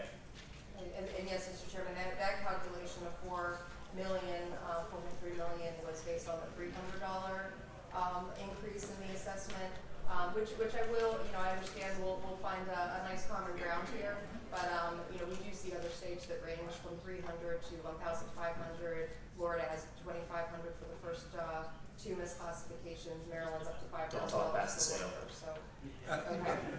So, but I think, again, friendly amendment to ensure that we are making some step in the right direction and making sure that we're able to see. We've approved the amendment. Yeah, we're on the, okay. The amended bill is before us. Anybody else want to just note their support of the bill? Yes, Mayor Kennedy, again, I'm a Virginian from Spotsylvania, and I'm sorry I'm going to take a couple of minutes, but from my experience, most of the contractors that work around the Northern Virginia area are from Virginia. A lot of them misclassify penalties, though it's a very artful way for you guys to say it's a modest penalty. it's not enough. This is not going to deter anything. It's just enabling the business to continue as usual. This is not going to help anybody but the companies, not the workers. We thank you for trying to pass this bill, but we want your votes and everything. But remember, your constituency has votes as well. So thank you very much. Okay. Anybody here speak in opposition to the bill as amended? Mr. Chairman, members of the committee, Brian Dunn with Virginia Chamber of Commerce. Not here to $300, $100, $3,000. I would be standing in front of you. Some people call misclassification of employees. We call them independent contractors. The new economy is based on independent contractors. Whether you look at Uber or a shared economy, opening the door for misclassification and redefining independent contractors is something we've seen all across the country.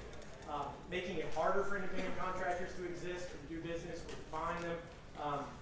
It's hard enough for a company to determine whether a worker is an employee or is an independent contractor. The guidelines from the IRS or from each state are different and changing constantly. 21 points they have to go through on the IRS side. Then you're going to add state requirements as well. When the IRS finds that an employer has incorrectly classified, and they will find you, they could be liable for thousands of dollars both in back taxes and in pay that is owed. So there already are mechanisms set up. Again, not here to argue about $75 or $100. But really, companies need to be able to make good faith, reasonable decisions about the classification of individual employees, and independent contractors are a vital part of our new economy. So for that, we ask you to propose the legislation. Let me ask you a question though. I totally get the employer's concern with the expansion of the misclassification question, especially at the federal level. But as I read this, the penalty applies to failing to file a report without good cause, not about the misclassification. Am I reading that wrong? No, and honestly, there's a lot of employers who wouldn't even know that they need to file that report. If they're viewing them as an employee, as an independent contractor, then they're not worried about it. It's about us having to define what independent contractor is and expanding that beyond. All right, thanks. Nicole Riley with NFIB, we associate ourselves with comments from Mr. Dunn. Kate Baker with Virginia Retail Federation, we associate ourselves with previous comments. All right, thank you. All right, Mr. Chairman. Yeah, let me just speak briefly to this and then make a motion.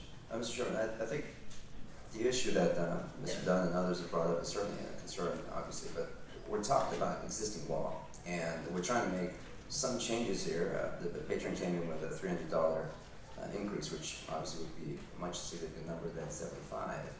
You've got this committee, bipartisan, at least some bipartisan shape here, supporting the policy idea that we need to revisit this dollar amount. Whether it's $100 or $1,000 is a question. And I think to the extent that this committee has spoken now, or will speak soon, to say that as a policy matter, we believe that this law is good, but it's not working as well. And so to the extent that we can send a message to the workers out there that we are going to increase the penalty even if it's nominal, I think that's a strong message that we're sending. And as much as I would like to support the other bill, the reality is this bill does it in an easier way, and I particularly like line 6 of this bill. And so to the extent that we could move this, I'd like to report and refer this to appropriations. So we've got some other people that wanted to speak, so before we recognize any motions, we hear from Delegate Bell. No question for the patron. So we do this in some other committees. I haven't seen it done in the subcommittee, but we have now reached what appears to be a consensus position here. One of the concerns whenever it happens, there's about 6 other steps where people will offer to do things with this bill that may be outside the bounds of this consensus. And so I would ask from you before the vote would be, will you oppose additional efforts to change it up, down, sideways, bigger, smaller? Because that might impact how some of us want to vote on the bill. So yes, I will reject such efforts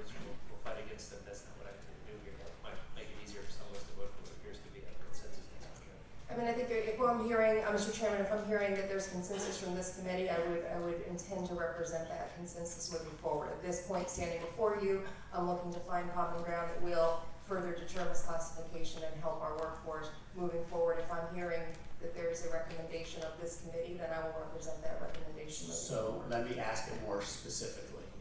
Will you agree that if your bill is amended in any way, you will reject the amendments or strike the bill? Yes, Mr. Chairman. Okay. Mr. Chairman. So hold on just a second. Delegate Hugo, did you turn yours off light off? Okay. Delegate King. Thank you, Mr. Chairman. So I would make the motion that we report and refer this bill as amended to the Appropriations Committee. All right, so the motion is to recommend reporting HB 1293 as amended and referring to appropriations. That's been moved and seconded. Any debate? All right, hearing none, we'll open the roll. Gotta set up this fancy motion.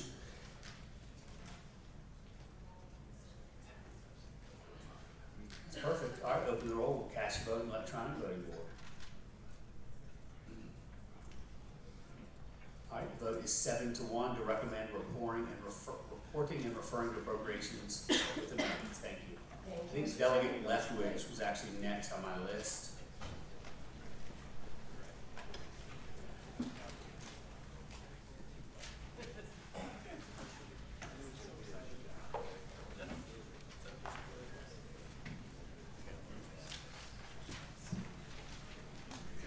Good afternoon, Mr. Chair.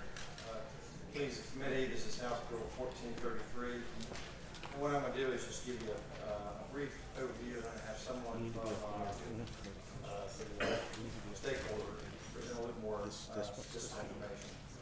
So this bill would define or include a definition of vertically integrated healthcare. It would require the ability of a public hospital to participate in other provider networks and be reimbursed at a percentage of fair and non-discriminatory rate.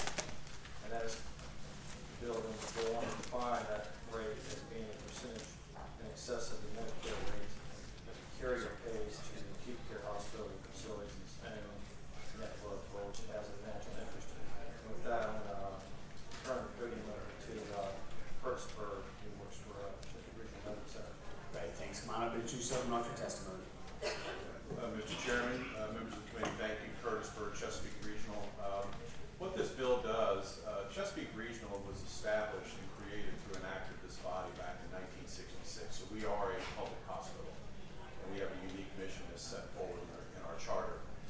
What this bill does is it would require and only applies to a vertically owned health plan, in that it would require them to include public hospitals and all the services of those hospitals. What we're finding, and by example, is that in our particular location, one of the systems owns its own health plan and is using that health plan to steer patients to its own facilities. So for example, we have an ambulatory surgery center in Chesapeake that is in network of that carrier, but a similar facility that we own in Virginia Beach is not, and it's because it's in closer proximity to one of their facilities. So we fundamentally believe that individuals should have the opportunity to utilize their public hospital, not be prevented from doing so because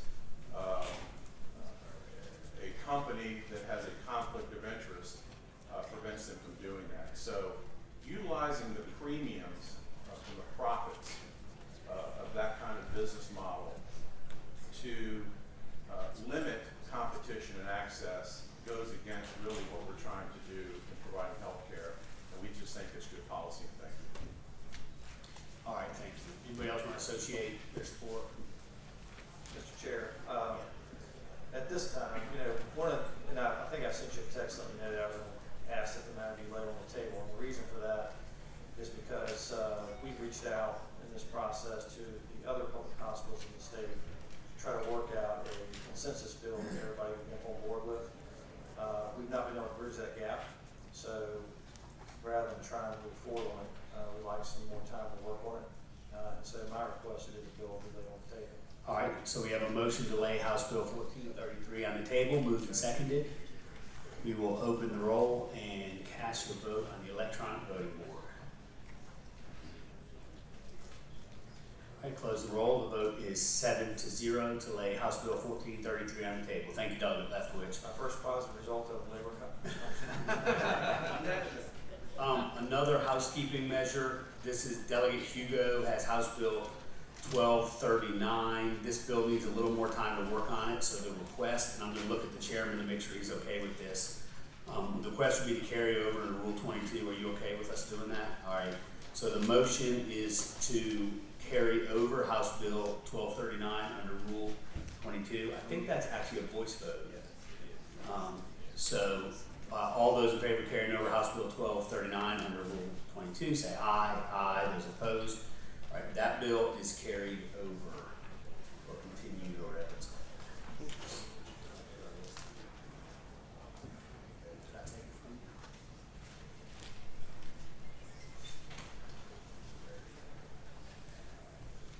you? Delegate Carter was next on the list.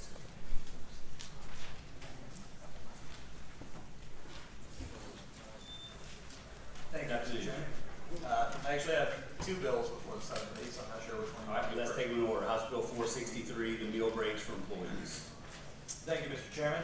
House Bill 463 will set in place a standard for meal breaks, unpaid meal breaks provided to employees who work shifts longer than 5 hours. For those who work shift longer than 5 hours, they will get a 1/2 hour unpaid meal break unless their shift is less than 6 hours and both the employee and employer agree. It will also set forward a second meal break for those with shifts longer than 10 hours unless their shift is less than 12 hours in length, in which case the employer and employee can agree to waive the second meal break. So this, believe it or not, is not set forward in federal law. Federal law does not mandate meal breaks. There are 23 states which currently do require meal breaks for employees. 18 do so by statute, 5 do so by regulation, and I would hope that Virginia would become the 24th. And do you have a budget amendment on this bill? No, I don't, Mr. Chairman. The fiscal impact statement was not in by the deadline for budget amendments. All right, so as frustrating as that is for all of us that's happened, all of us, this bill does require a budget amendment. So we would have to refer to appropriations, which is not going to take action on the bill without there being a corresponding fiscal impact statement. So I think it's a good opportunity for you to express the reasons for the bill so that you can educate the subcommittee in preparation for next year when you refile and do file a budget amendment. So is there anybody here to speak in favor of the bill? All right, anybody here speaking in opposition to the bill? Oh, there you are. Sorry about that. My name is Robert Field. I'm with Virginia Department of Labor and Industry, and the governor supports this bill. Great, thanks. Did the governor include money in his budget? Good afternoon, Gina Magliano, with the Virginia AFL-CIO. We also support this bill. Great, thanks so much. All right, anybody here speaking in opposition to the bill? Again, we can't advance the bill without budget amendment, so just say what's up. Mr. Chairman, Ryan Dunn with the Virginia Chamber of Commerce.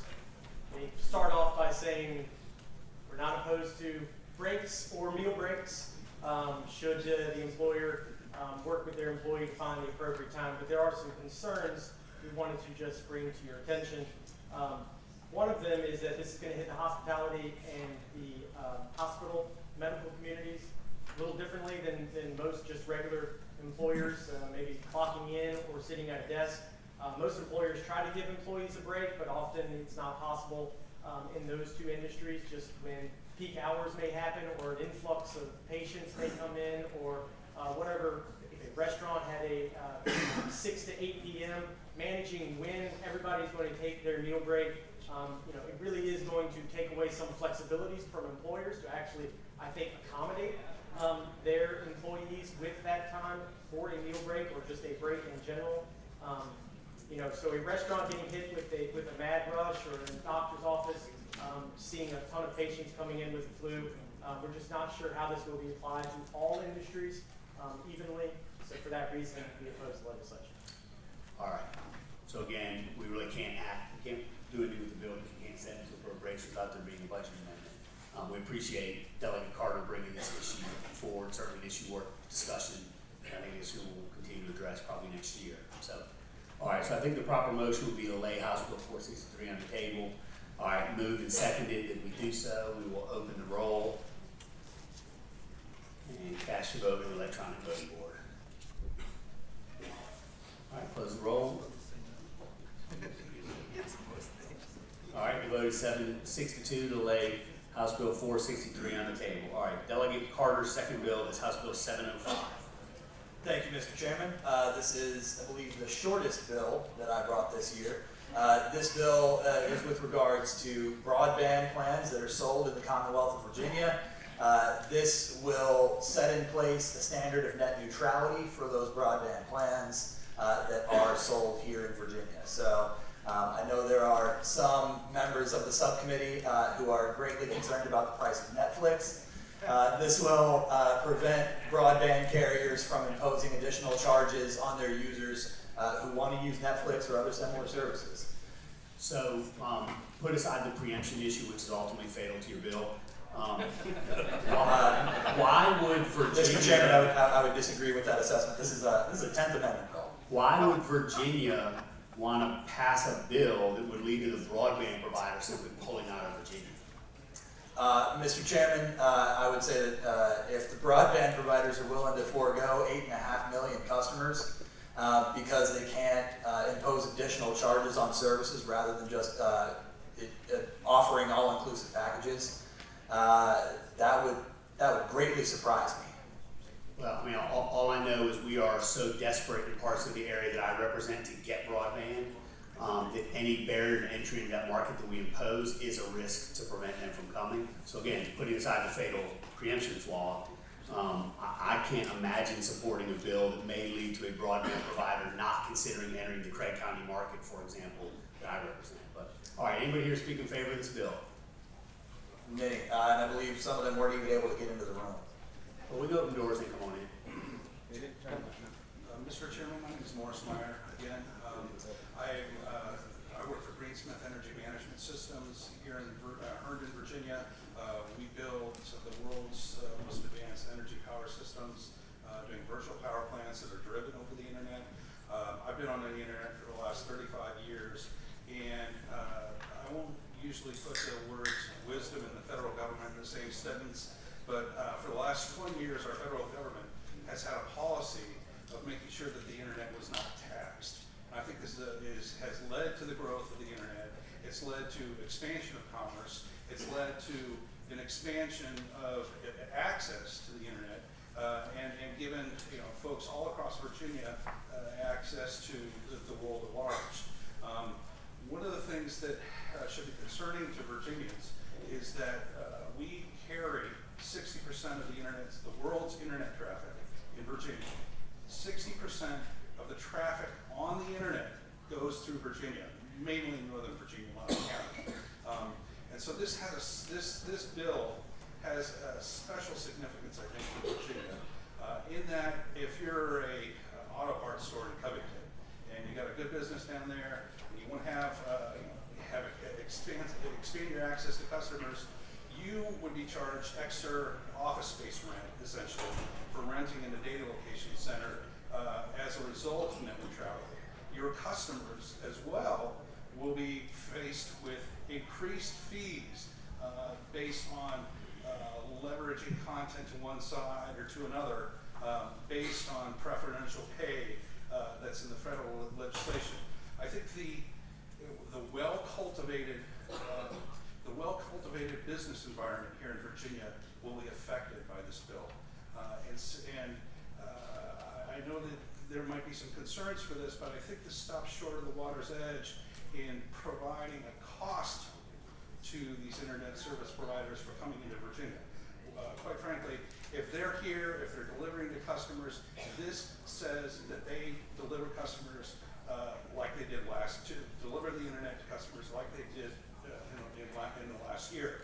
And so this will not preferentially disadvantage customers in Southwest Virginia, and it will not preferentially disadvantage low-income and middle-income companies here in Virginia that are trying to get that service out to the providers. Simply, it eliminates the preference based on content, format, host address, or source. And so this will still allow the federal legislation of pay lanes. Okay, and that federal legislation is being currently looked at again. We feel that this is a freedom of commerce protection argument for internet businesses here in Virginia, and I strongly support this motion. Great, thanks. Again, if you want to align yourself with the comments, just indicate the organization you represent and your support of the bill. Hi, my name is Aileen Hendricks. I'm here as a citizen, and I come from a place that may be somewhat like Craig County in the Piedmont. It's Pennsylvania County. And this is actually a map of broadband access in that county. And again, we're not going to hear multiple people testify. We heard one person not for and one person against. Everybody else who wants to show their support to indicate their name or their organization they represent and their support of the bill. Okay, you didn't do that with the other bills. Yeah, we've done that with all the bills. Okay, well, I want to make a pitch for the rural communities because they... You support the bill? I support the bill because they tend to suffer from not having, tiered access. Thank you. All right, again, indicate your name or the organization you represent and your support of the bill. My name is William Francois, and I'm a private citizen, internet user, and I support the bill. Great, thank you for being here. My name is John Crater, here as a citizen, and I support the bill. Thank you. My name is Abigail Bannon. I'm here as a citizen and I support the bill. Thank you. Connor Lyons, independent citizen, I support the bill. Great, thanks for being here. Yeah, I'm Brandon Duhair, I'm an independent citizen, I support the bill. Thank you. My name is Nicholas De Silva, I'm a private citizen, and as an internet user in the Commonwealth, I support a free internet under this bill. Great, Thank thanks you. for being here. Hi, Charlie Schmidt, ACLU of Virginia, we support the bill. Great, thanks, Charlie. Hi, my name is Ulysses. I'm a private citizen, and I support the bill. I don't believe it's in the interest of corporations to be able to decide what information we have access to, and I don't think it's within the realm of users, like corporations' controls to decide what internet should be faster or slower based on what they decide. And I think that's a fundamental American right that we have access to information and the free exchange of information, not be controlled by corporations. Great, thanks for being here. All right, anybody here speak in opposition to the bill?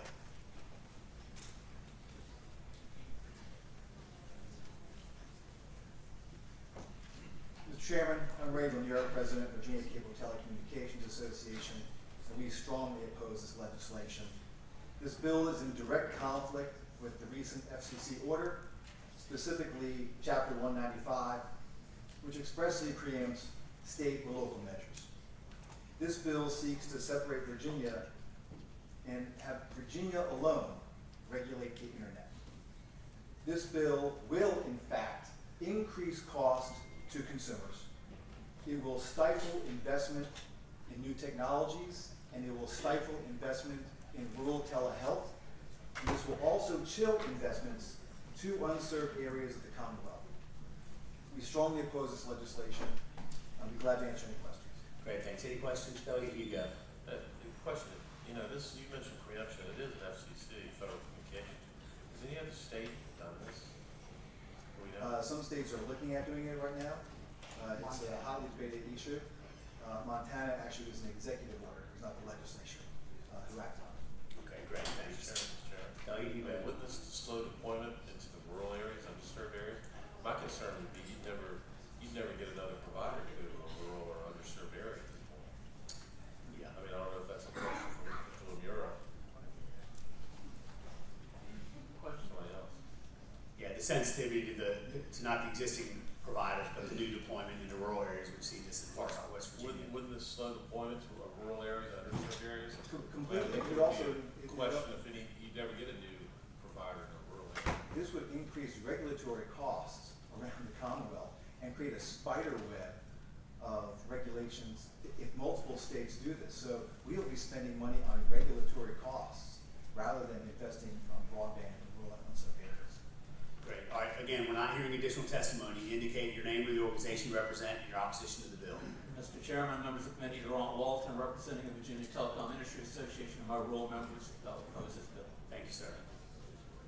Mr. Chairman, members of the committee, Rich Schulman with CenturyLink, the rural broadband provider, and we oppose it. Good afternoon, Mr. Chairman. Chris White with Effective Corporation here for T-Mobile. We oppose the bill. Mr. Chairman, members of the committee, David Ogden, Capital Results representing Verizon, we oppose the bill. Mr. Chairman, Mike Forehand, member of Virginia Chamber of Commerce, we oppose the bill. Mr. Chairman, Nicole Raleigh with NFIB, we oppose the bill. Mr. Chairman, Ryan Dunn, State Chamber of Commerce, we also oppose the bill. Great. All right, Delegate Carr, you get the last word. Thank you, Mr. Chairman. I believe some of the testimony that we heard was a bit disingenuous. We heard a lot about increased regulatory costs. The only thing that telecom providers would have to do is nothing. The internet, since its inception, has been run by agreement as content neutral. In 2015, the federal government set in place regulations to codify what was already being done, and those were overturned in December. The only argument in favor of overturning that was we're not going to prioritize content based on who's paid more. We just need the ability to, and we promise we're not going to use it. So, frankly, the idea that regulatory compliance costs would go up as a result of this is completely absurd. With regards to the federal preemption, this is not dealing with interstate commerce. We are discussing explicitly the point of sale, and the point of sale is between a Virginia resident and a Virginia company offering broadband service. So this does not fall under the Commerce Clause of the U.S. Constitution. This would be well within Virginia's purview to mandate that we continue regulating the internet the same way that we have been operating the internet since its inception. All right. We have HB 705 before the subcommittee. Doug, you go. I have a motion to pass by indefinitely House Bill 705, moved and seconded. You get 2 more minutes if you want them. I've said my piece, Mr. Chairman. All right. We will open the roll, cast your vote, and electronic voting board. I close the roll. The vote is 5 to 0 with 1 abstention. Thank you, Delegate Carr. Thank you. All right, next up, Delegate Heretic. Jones, you're next. And then Kriesick, you're next. Thank you, Mr. Chairman, members. This is House Bill 1209, the call center stop loss bill. Members, as you know, over 110,000 Virginians are employed in call centers throughout the Commonwealth. These are relatively good-paying jobs, averaging $35,000 to start. Over the past 18 months since I offered this bill previously, we've seen a sharp hemorrhaging of those jobs in the Commonwealth. And I can just run this down. In Emporia, there's over 100 jobs lost. In Tyson's Corner, 500 jobs lost. In Hampton, almost 400. Bristol, 140. Roanoke, 115. Norton just lost 60 jobs. And as my friend from Danville knows, next month they're due to lose 300 jobs in call centers. Mr. Chairman, this bill is considerably changed from the iteration I previously introduced. This basically comprises 2 component parts. That is, when we lose jobs to foreign call centers, those entities, those corporations, those businesses that have received incentives from the Commonwealth, they're required to report anticipatory job loss. Those companies, corporations that have received economic incentives to place their businesses here are then banned for a 5-year period from receiving economic development grants, tax incentives, those types of things which incent businesses here. And then they are required to pay back what they previously received, if anything, by virtue of that.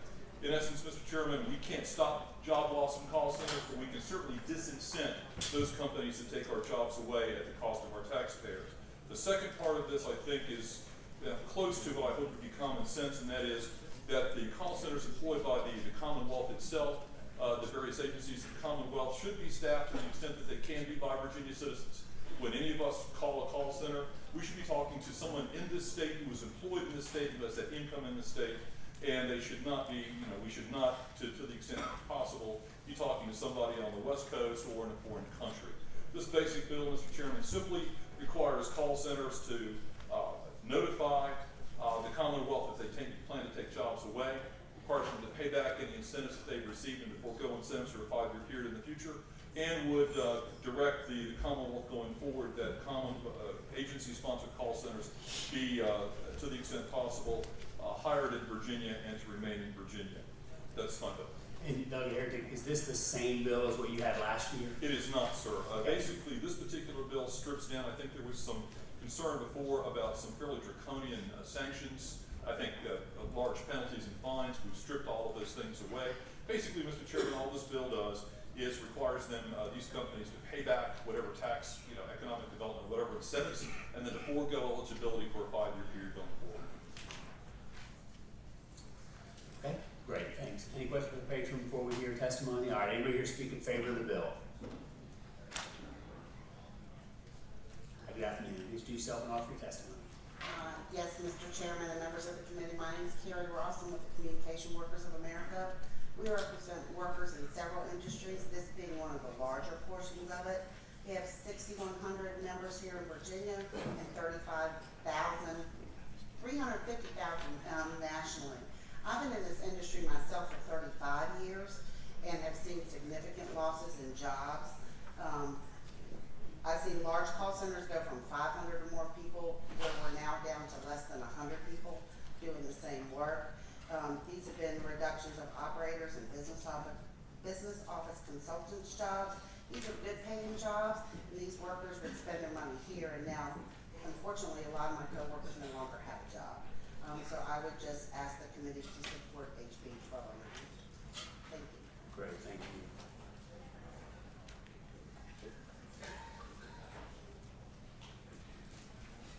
Let me ask you a question, Delegate Heritage. Yes, sir. The list that they have to compile, is that only of companies that moved and didn't give the notice, or is that any call center that moved at least 30%? Mr. Chairman, that's any call center employing 50 or more employees looking to move 30% of its active call volume. So even if they complied with your notice under starting on line 30, in doing so, they would still then go on this list that would make them ineligible for the grants and loans, and they'd have to repay and everything? Yes, sir. And do you envision this looking retrospectively so that a call center that had entered, has some existing financial relationship with the state, and then maybe tomorrow makes this decision, could put that at risk? Yes, sir. And do you think that's constitutional? I do. I don't think this is an ex post facto law. I think that, under the circumstances, this is a financial disincentive to take what you've got from the Commonwealth and leave with it. I don't see that ex post facto laws apply in this particular, would apply to this particular area. Well, the question for me is if the state, I don't know if we have any economic deals with call centers, but if we have one under a certain set of terms for us to come in tomorrow and say, oh, by the way, you're not allowed to move any of your employees, we're taking our money back, and they've made investments on it, I'm not sure we can do that. And I'm not sure it's a good idea to set that precedent of putting money at risk for future economic development deals where people may fear the state may change the rules. So I understand what you're getting at, certainly see the problem, and certainly can have some sympathy for the notice provision. It's that changing the deal afterwards that makes me a little nervous. But Well, Mr. Chairman, I would certainly be willing to accept a friendly amendment which would allow the look-back period essentially to begin on enactment. I think if you were going to do that, you'd want something that said the provisions there apply to any deal entered into after the effective date of legislation. Right. All right, well, let's see where the bill's going to go. Come on, we'll hear from opposition. Are you on commission? It's like I'm a trucker per the mile. Mr. Chairman, members of the committee, Ryan Dunn with the Virginia Chamber of Commerce. We expressed some concerns with this bill last year, and we appreciate the patron taking some of those draconian parts away from our perspective. Couple points just want to point out that we do think this bill will discourage call centers from coming to Virginia because the way we read the bill, and we've had some others interpret it and look at it for us, is that it'll detrimentally impact our current Virginia businesses that currently have call centers that shift their calls to foreign countries, and foreign countries also mean states. So, if they know from 6 to 8 p.m. is a really busy call hour, and they have more incoming calls than they can take at the facility in Virginia, then they may shift some of those to another location. And foreign country also includes actually state in this, so they could just ship them right to North Carolina. You wouldn't even recognize the difference in accent, and then they would. And depends where in North Carolina. Yeah, depending on where you are. So for those reasons, we have some concerns. It really We don't also like the idea of putting some companies at risk for being on what we're calling the naughty list to some degree, that something may arise where they have legitimate reasons for needing to shift those calls away. For those reasons, we oppose the legislation. All right, anybody else in opposition? All right. I feel almost neglected, there's no one. Yeah, no, you're good. Doug Ray hates everybody's bill but yours. Yeah, I mean, I totally get what you're getting at, and we have some call centers in my area that have recently shifted a lot of employees out of the area. The question is, how do you get at that issue? And do we want to set up a scenario where the next call center goes, well, I'm just not going to go to Virginia because they tie my hands in a way that North Carolina doesn't? I would point out, Mr. Chairman, and so let me get to my notes here, that similar legislation, not exactly the same, but similar legislation is pending in Florida, Georgia, New York, Ohio, Pennsylvania, Texas, West Virginia. I mean, other states are looking at this as well. They don't want to lose these call centers any more than we do. And if other states are doing exactly what we're trying to do, it seems to me that that protects everybody. That I'll just leave that. But just to be clear, no other state has actually done this yet. Not to my knowledge. It's a real problem. Doug, you got The question for the patron. You said you wanted Virginians to be called by a Virginia call center? Follow-up question. No, backwards. Virginians call Virginia call centers. In other words, if I'm calling a state agency to ask a question about my tax returns or whatever, DMV, I should be able to reach out and talk to another Virginian in a Virginia call center. I shouldn't have to talk to somebody in Texas or California or India. So, what if somebody from Texas wanted to use our Virginia call center? Would you want to prohibit that? I'm sorry? What if a Texan wanted to use this Virginia call center? I mean, aren't we setting up a scenario where you have to, a call center can't serve the nation if you have to have one for each state? Well, if a Texas resident is calling a call center for the Virginia State Agency, it seems to me they should be getting a Virginia resident. All right, I'm a little bit confused now. So does this only apply to call centers used by state agencies? The second part of the bill, Mr. Chairman, would try to would at least offer guidance that Virginia state agencies should use Virginia call centers to perform those services. And is that why you have to the extent permitted under the Commerce Clause and Equal Protection Clause, because you know it's not actually permitted? Sir, there may be Commerce Clause implications, but basically, legislative services drafted this as broadly as they possibly could to avoid this problem. Does this apply to the private sector also? No, sir. This is only, the second part of the bill, sir, only applies to state agencies. But any part of this bill apply to the private sector? Yes.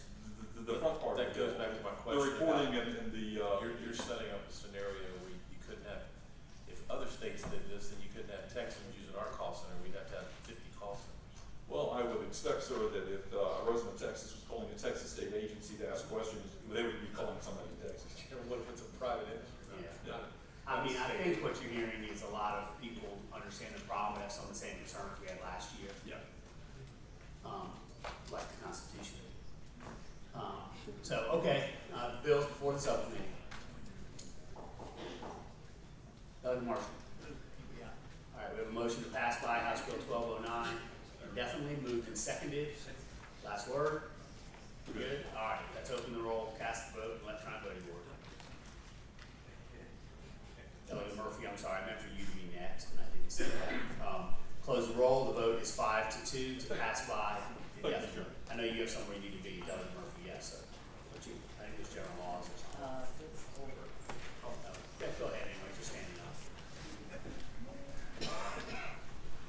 I've got two bills, Mr. Chairman. All right, let's start with House Bill 653. I like House Bill 653. We all know that sexual harassment is not a new issue, but it is time for a renewed focus on solutions. The more information an employee has on how to identify and address sexual harassment, the healthier and safer their work environment will be. The bill goes a long way too to providing employers with protection. HB 653 requires every employer with 15 or more employees who are located at a workplace within the Commonwealth to conduct sexual harassment education and training programs for all new employees within 1 year of commencement of employment. Employers are also required to conduct additional training for their supervisors and managers within 1 year of assuming their supervisory or managerial positions, and they should keep a record of this training. Many businesses in the Commonwealth already provide this kind of training and currently meet these requirements, and these companies would not be affected. But I really think that given the kind of atmosphere of today, that it's time for all companies to have these kinds of, of requirements. So one question I had for you. So as of this moment, sexual harassment is not a defined term in Virginia? I can answer that question. Okay, and the reason I say as of this moment is because Delegate Robinson's bill, which is working its way through, and who knows what will be the end result of it, actually does for the first time ever have a definition of sexual harassment for purposes of the training that we would go through. What I'm trying to think of is this requirement about training regarding the illegality of sexual harassment, the definition under state and federal law and regulations. I've got all of that as well. Yes, what I'm wondering is what the requirement to comply with state law would be where there isn't actually a definition in state law of sexual harassment. But it may just be that they would have to instruct. It's not against the law in Virginia. Right. Okay, under state law, to be clear. Under state law. Still federal law. All right, anybody here to speak in favor of the bill?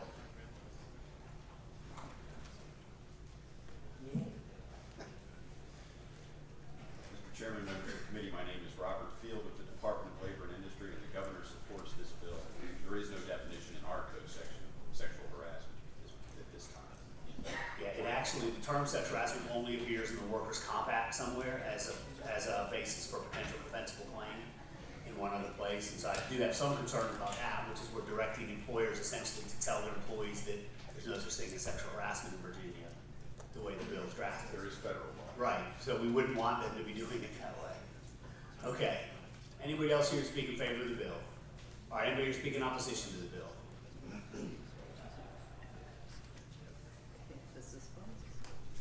Mr. Chairman, members of the committee, Nicole Riley with the National Federation of Independent Business.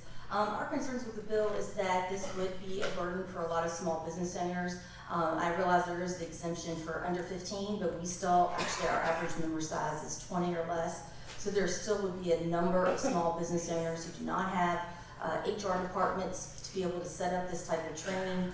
So they would be spending quite a bit of money to go out into the marketplace to find a third party trainer or company that would have to then find production time off from their work to provide this training. And then we do think that even if you were trying to offer some type of training, whether or not there are any claims against you for not providing the proper training, those kinds of things, it does leave small business owners exposed to potential lawsuits and complaints. So it's for those reasons that we would oppose. And we just want to also make clear that this goes beyond anything beyond federal law or anything like that. That this is not a requirement to this day. Thank you. One last thing I'll mention since we're speaking for everyone. In this environment, we've had a lot of members who have called our legal hotline, making sure that what they do offer would be potentially compliant or certainly would meet certain standards. I think you will find a lot of business organizations are trying to provide free training and information to their members on this issue, and so it's for those reasons that we oppose. All right, thanks. Kate Baker with the Virginia Retail Federation, and we'd like to associate ourselves with the comments of Ms. Riley. Thanks. Mr. Chairman, Ryan Dunn, Virginia Chamber of Commerce. I would point out that prohibits sexual harassment is mentioned in the Virginia Code and the Virginia Human Rights Act, so we do have something on code. Thank you. Doug Murphy, do you have a budget amendment in? No. All right, so we're in the same place we were with Delegate Carter's bill. This requires a budget amendment. It would have to go to appropriation. There's a fiscal impact of $106,000 starting in 2019, then $103,000 from there forward. And Robert is the one that filed the budget amendment, so you can blame him.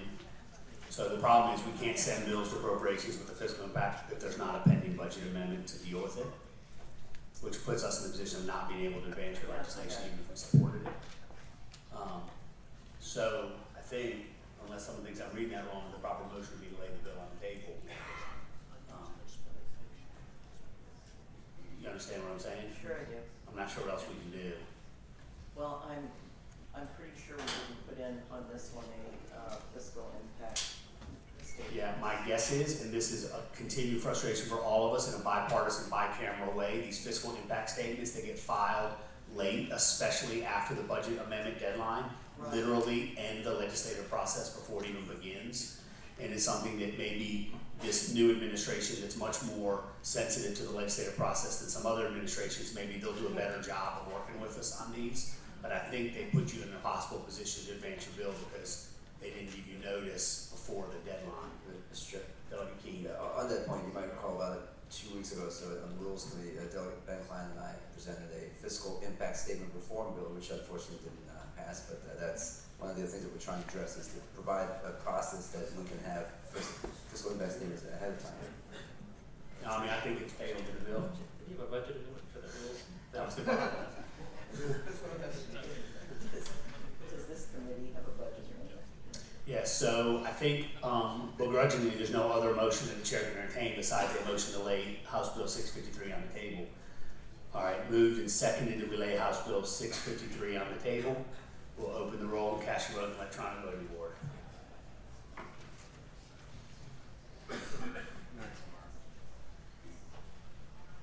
All right, close the roll. The vote is 3-2 to lay the bill on the table.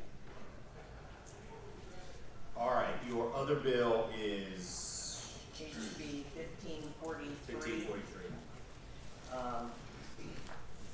Mr. Chairman, Virginia workers' compensation statute has a serious flaw that this bill is designed to rectify.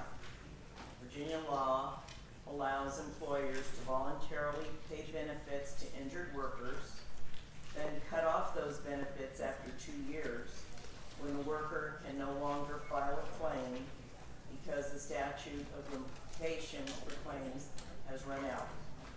I've been told that Virginia may be the only state where insurers' voluntary payments put workers' claims at risk. Workers are being lulled into thinking they have a valid claim, and this is an equity in the system that needs to be fixed. 1543 will help all injured workers in the Commonwealth be permitted to bring a claim within 2 years after the employer or the insurance carrier unilaterally stops making voluntary payments of wages under workers' compensation or for medical care. Virginia workers' compensation is unique in that it allows insurance companies to accept claims and pay benefits while the 2-year statute of limitations is running out. The bill stops the statute of limitations from running out while employers voluntarily paying these medical benefits or lost wages after an accident. Under the bill, the deadline for filing a claim is 2 years from when the employer stops paying the benefits rather than 2 years from the accident itself. I'll give you an example. There was a 17-year employee of a company in Saltville, Virginia, and when this employee was hurt, he notified his employer of the accident in February of 2001. The company told him what doctor would treat him and assigned him a claim representative from its workers' compensation insurer. He also received a claim number. Every piece of paper from the insurance company had this claim number on it. The carrier paid every medical bill plus his mileage. The insurer managed his medical care, requiring him to get permission every time he went to the doctor. His doctor told him he had to get the carrier's authorization for exams, which he did. The claimant observed the doctor filing out a commission report form after each visit, and under these circumstances, any rational person would believe that they had a valid claim. Yet after paying all the bills, managing the medical care, and sending correspondence with a claim number, the carrier conveniently announced 2 years and 2 weeks after the accident that they had completed their investigation and they denied his claim. Delegate Murphy, let me interrupt you for a second. Do you have a budget amendment in with this one? I believe we do. Okay, just wanna make sure because you have a massive fiscal impact. It is. This is a common scenario when an employer says a claim is accepted, the worker's benefits are being paid, workers don't realize they have to file a claim. Then when workers need surgery or more physical therapy, their claim is dead after 2 years. They lose out on a lifetime of medical benefits, and in the end, this causes us to have to pick up those costs. So the bill protects workers subject to Virginia's Workers' Compensation Act from being strung along, whether it's intentional or not, by voluntary payments that are quickly shortening their period to file this claim.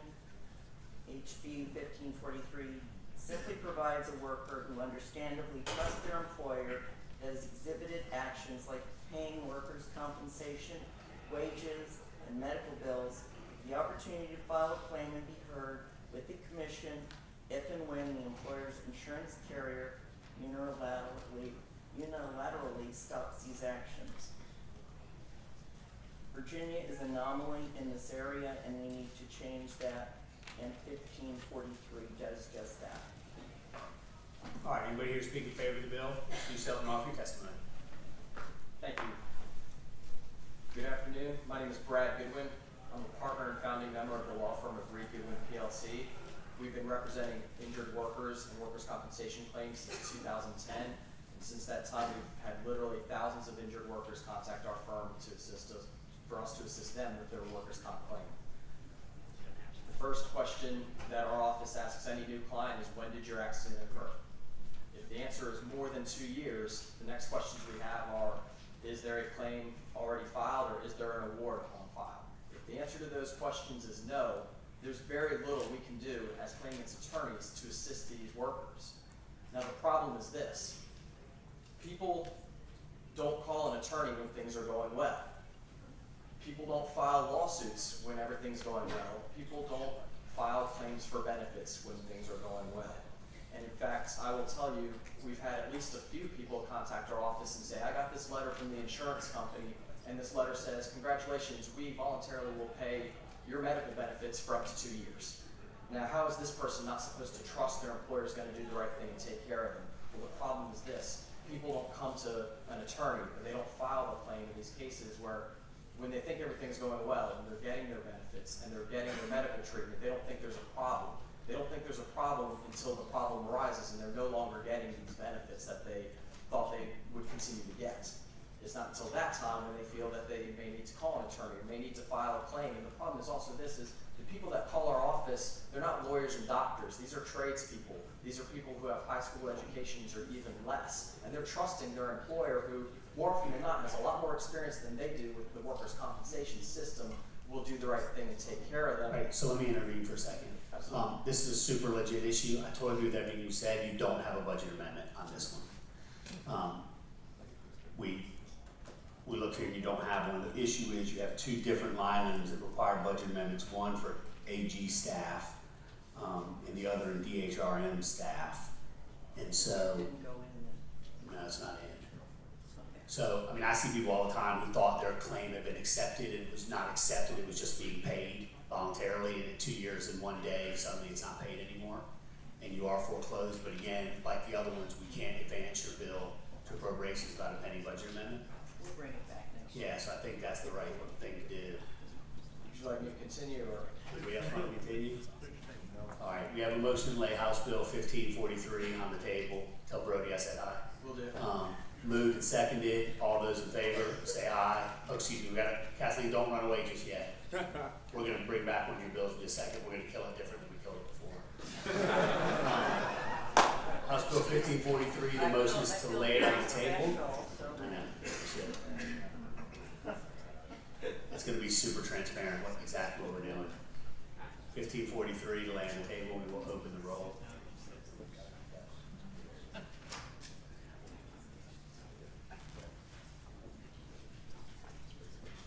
So you need more information on that other bill before you kill it? I don't think so. So, cast your vote in electronic voting board. All right, close the roll. The vote is 6-0 to lay 1543 on the table. Having Delegate Delegate Marshall. Having voted on the proposed side for the passed HB 653, I rescind the vote. So this is motion where we passed by indefinitely House Bill. Did we pass that by or lay it on the table? We laid it on the table. So it's having voted on the family side, by which we laid House Bill 653 on the table. Delegate Marshall asked that we reconsider that vote. All those in favor say aye. All those opposed. All right, we're going to carry your bill over under Rule 22. So Delegate Marshall moves that we carry over House Bill 653 under Rule 22. Moved and seconded. That's a voice vote. Yes, sir. So we'll get it up on the board. All those in favor say aye. All right. We're going to clear the board.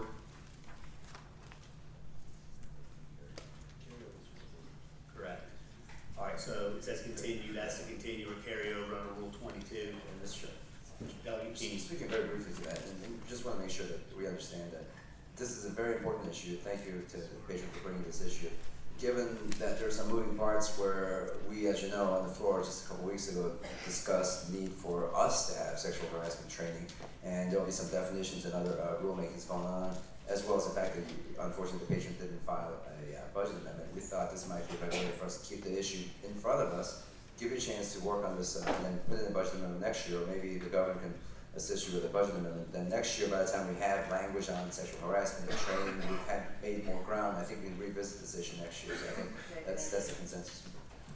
You wouldn't consider holding over HB 1543 for this one? All right, so the motion is before us on House Bill 653. All those in favor of carrying it over say aye. Aye. All those opposed. All right, on the other bill we just did, your workers' comp bill, Chairman Kilgore has just spoken to our two commissioners who are here, who are willing to work with us to try to come up with something that's going to be workable going forward to address this issue. Hopefully, not only that we can get substantive agreement on it, I believe there will probably be some significant substantive opposition to your bill we just didn't hear because of what happened, substantive, but also to try to do so in a budget-friendly way. So thank you, Chairman Kilgore, for doing that, and thank you to the workers' comp commissioners who are here. Thanks to both of you for being here through this incredibly boring meeting. All right. I think that's all of your bills. Delegate Murphy, I think I said Jones was next. Delegate Jones. I have a motion and second to table. Go ahead. Mr. Chairman, members of the committee, thank you for your time. House Bill 243 takes the relevant parts of 18.2.House and copies it and moves it over to Title 40 of the Labor and Employment section of the code. So it creates a private cause of action for employers who terminate or discharge or give an adverse employment action to employees. Under this bill, employees will be able to apply for or sue for a reimbursement of lost wages and reinstatement. Currently, in the criminal code, the violation is a class of misdemeanor, which, as some of you may know, is a fine of $500. I've had several cases come to my law practice in which employees have been terminated because they have had jury duty and their employer basically says $500. I'd rather pay that than have you come back. So that's why we have brought this bill forward, and I hope it is a pleasure to the committee to entertain the questions. So I don't understand. They could fire them for any reason they want to. It's non-discriminatory since we're an at-will state. So why would any employer say we're firing you because you have jury duty? Why don't they just say you're fired? I can't begin to answer that question, Mr. Chairman, but I do know that I've had several instances in which folks have come to me saying that, I had to go to jury duty, but I ended up losing my job. I believe them. I don't think that they're using that as a pretext to say I was a bad employee. I do believe that we need a little bit more teeth in the statute, and that's what this bill seeks to do. I'm sure there's a line of people behind me who are ready to oppose it, but No, yeah. Hold on, let's see. Suspense. Oh, anybody here speak in favor of the bill? Where's John? John's got your back. All right, anybody here speak in opposition to the bill?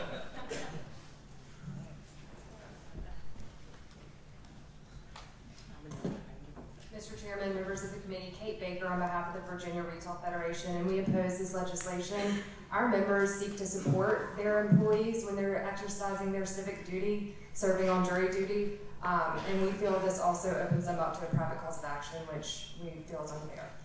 I think you don't just feel that way, it very specifically opens you up to private cause of action. Mr. Chairman, Ryan Dunn, Virginia Chamber, we also oppose. Mr. Chairman, Nicole Raleigh with NFIB, and we also oppose. Mr. Chairman, Joe West, Virginia Restaurant Lodging and Travel Association would also oppose. I had the real all-stars come up and speak here, so I feel very honored. No, I would say that this bill certainly, I think in practice it might seem a little scary to folks, but we are trying to protect some employees here, and that's why we did bring it in. And I will say that, obviously you don't want to penalize employees for doing their civic duty, which they could be jailed for not showing up for. So Your very good friend Delegate Lindsay has a motion. All right, Delegate Lindsay moves that we lay House Bill 243 on the table. Is there a second? Second. Moved and seconded that we lay House Bill 243 on the table. I don't know, man.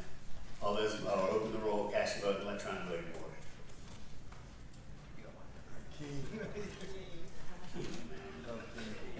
Always easy to vote. All right, close the roll. Vote is 5-1 to table House Bill 243. Thanks, Delegate Jones. Mr. Chairman, members of the committee, thank you. Delegate Lindsay, I will see you in Norfolk. I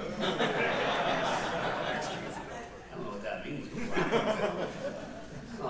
All right, Delegate Kriesik. I think you have multiple bills, don't you? Just one bill. Two bills.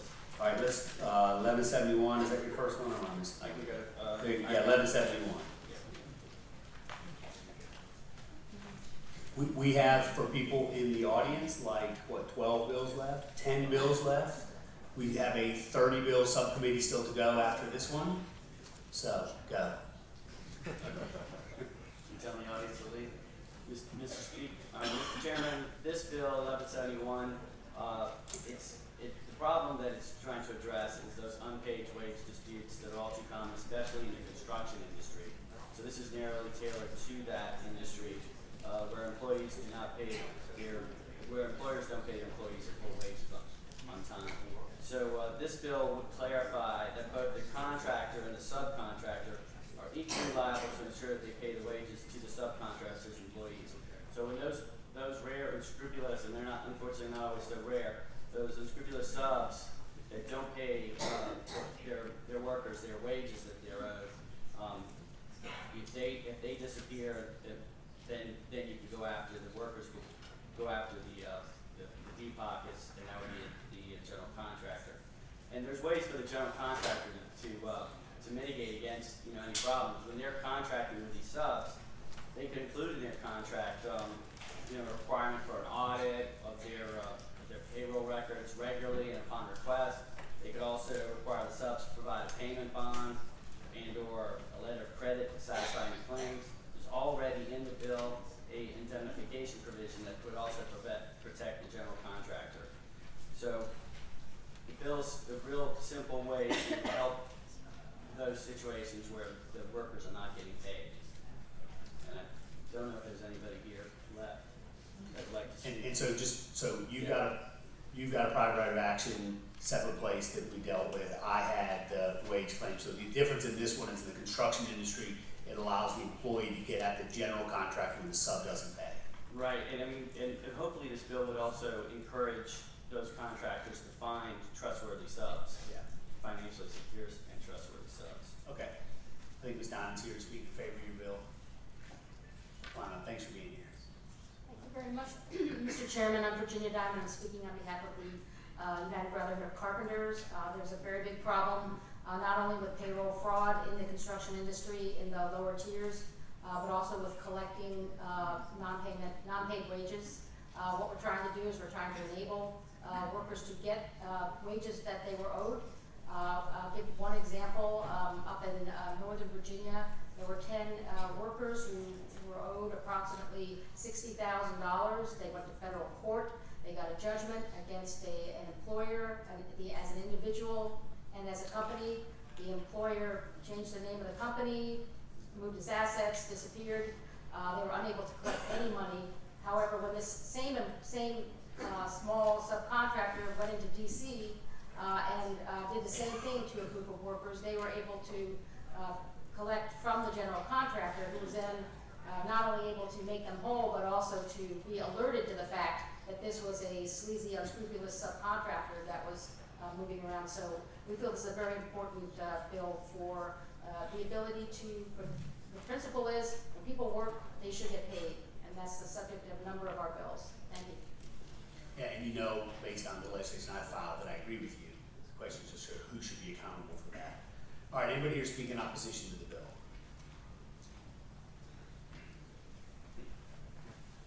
Frequent talking card, getting punched here.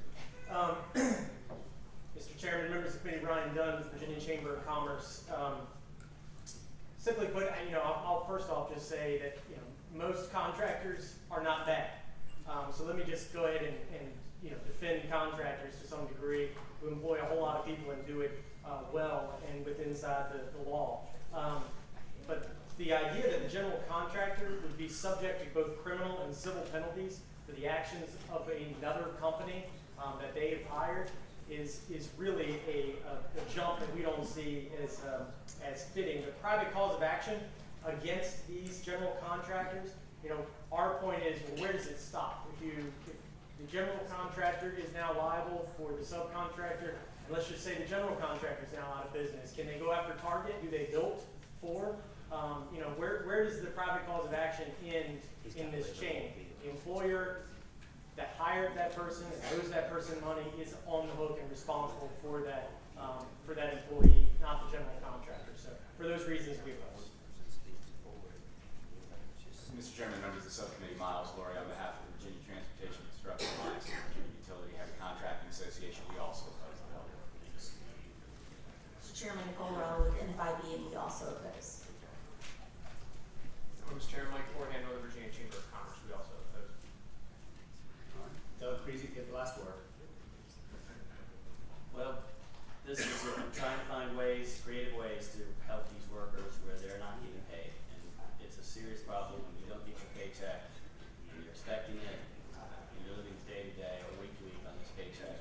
You need to have some way to get help. So I'll keep coming back and keep trying to find ways to help these workers. So you know that I agree with you on the problem and the need for solutions, and that's why I filed the bill that I filed, which is still alive, although going to appropriations. I don't think holding a general contractor responsible for the sins of the subcontractor is the right way to do it, but I appreciate the numerous creative attempts we're making at the problem, so thanks. All right, 1171 is before the subcommittee. Delegate Hugo. All right, we have a motion to pass by House Bill 1171 indefinitely. Do we have a second? All right, moved and seconded. You get the last word, Delegate Creasy?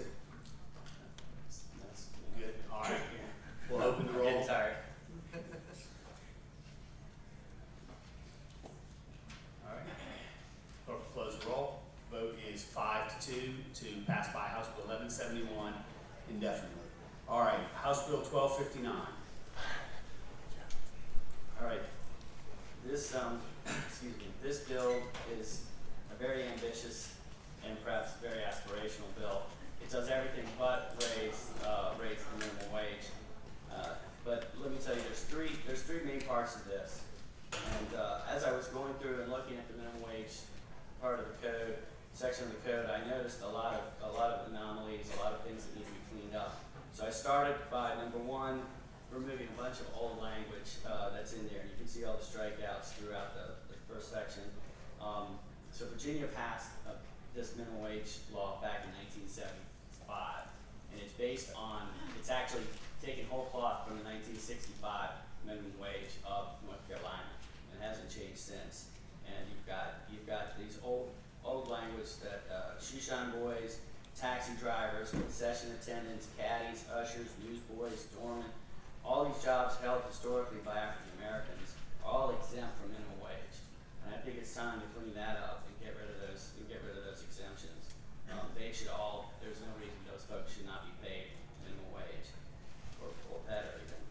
The second thing it does, and this is I think somewhat more controversial, but it's an area that the nonprofits that address this issue are moving in the direction of, and that is removes the exemption for workers with mental, intellectual, and physical disabilities.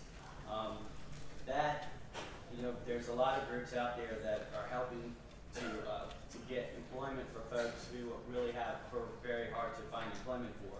But when they, it's now what they found out, the best practices is really to not only get them the job, but to get them a job that's paying them the minimum wage. And they shouldn't be subjected to pay inequities and disparate treatment in the workplace. For them to succeed, they're going to need to be paid the minimum wage, and that's the direction that's moving in. In the bill, I have an enactment clause that gives time for that to take place. I think I put, if you look at line 51 or 54, I'm sorry, it makes it to July 2020, July 1, 2020. So that gives a couple years, a little bit more time for folks who are in that industry that are helping people to be able to get them up to the minimum wage. Are you talking about what's your sub 10? Yeah. So I read that in the other, it says, oh, so you're saying that exclusion remains, but only for work done before July 1st, 2010? Exactly. Okay, I got you. Right.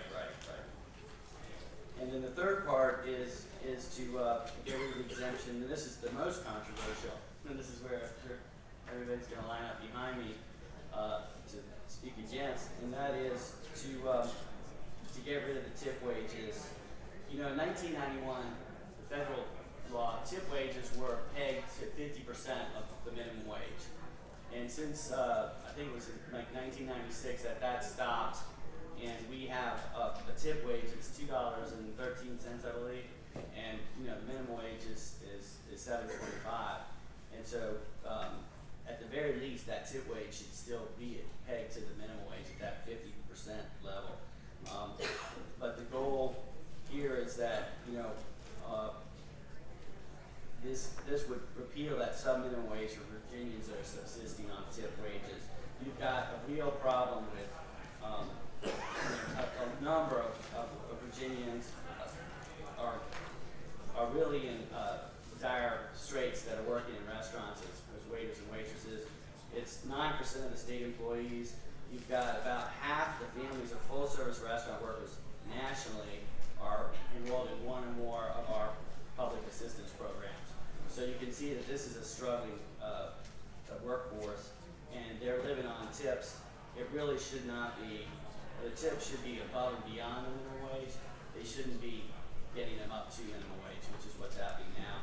And they should be, you're trying to reward good service. You're not supposed to be paying their salary. So that's the three things the bill does. And I know you are now on appropriations, which means you get a magic bag of money to spend, but do you have a budget amendment for this one? Yes, I do. I don't know. That's a good question. Well, let's hear. It's been a long day here sitting down. It does require a budget amendment if it were to advance, so while we're hearing testimony, we'll pull up here to see if you got check and see. a budget amendment. And we'll go ahead and hear from folks here to testify in support of your bill. Again, we'll hear from one person substantively, and then others can join in. Mr. Chairman, members of the committee, my name is John Smith. I'm with the Virginia Board for People with Disabilities. We specifically support the phasing out of sub-minimum wages for individuals with disabilities.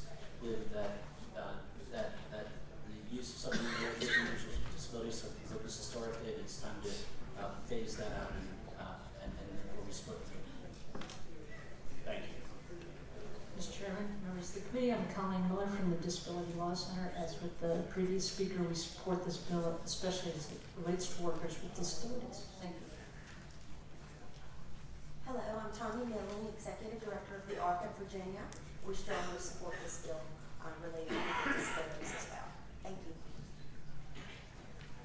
Mr. Chairman, members of the committee, Brian Wall, Virginia Interfaith Center, and we also support the bill. Mr. Chairman, members of the committee, my name is Robin Field with the Department of Labor and Industry, and the governor also supports this bill.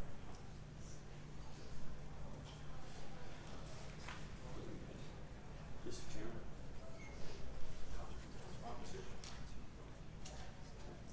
Yeah, you don't have a budget. You know what? If we had, there's one change that would make it a budget amendment not necessary. And I didn't mention this, but this is if we take out I took out the exemption for farm workers, and that's the reason it's necessary to have a budget amendment. If we amend this, do a line amendment just to bring them back in, so that would be line 33. Don't strike any person employed as a farm laborer or farm employee. If we don't strike that, then there's no fiscal impact. That's my understanding. I'm not sure why they're only applying it to the farm workers. You know, what they're saying is they have a number of allegations already of failure to pay minimum wage, and now you're adding farm workers into that so they'd be covered. I'm not sure why they're not making the same analysis for the new non-farm workers that have been added in.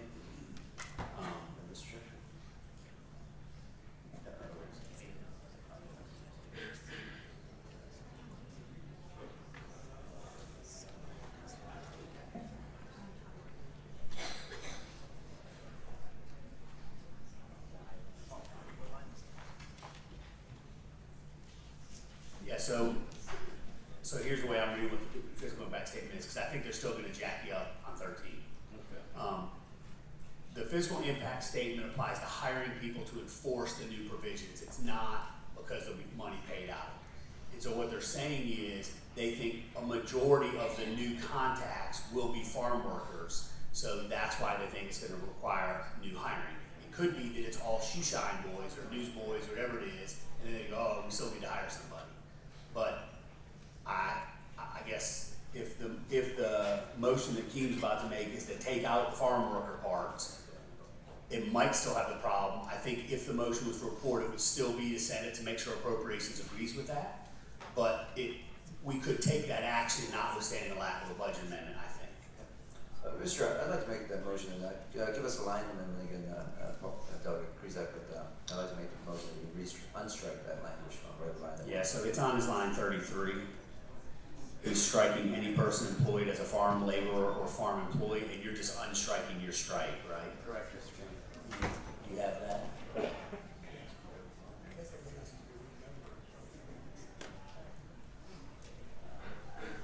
Okay, so because since you struck one, every sub number changed also.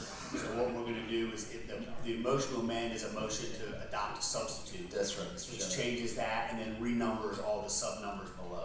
It's a motion to accept the substitute in theory because we haven't seen the language, but I think we understand the concept. Mr. Doug and Lindsay, do you second that? All right, so moved and seconded. All those in favor say aye. Aye. Those opposed? All right, so the substitute is before the subcommittee. All right, we heard from all those in support. Let's hear from those in opposition. Again, farmers don't need to testify. You're out of the bill. Mr. Chairman, members of the committee, Joe Worth, Virginia Restaurant Lodging and Travel Association.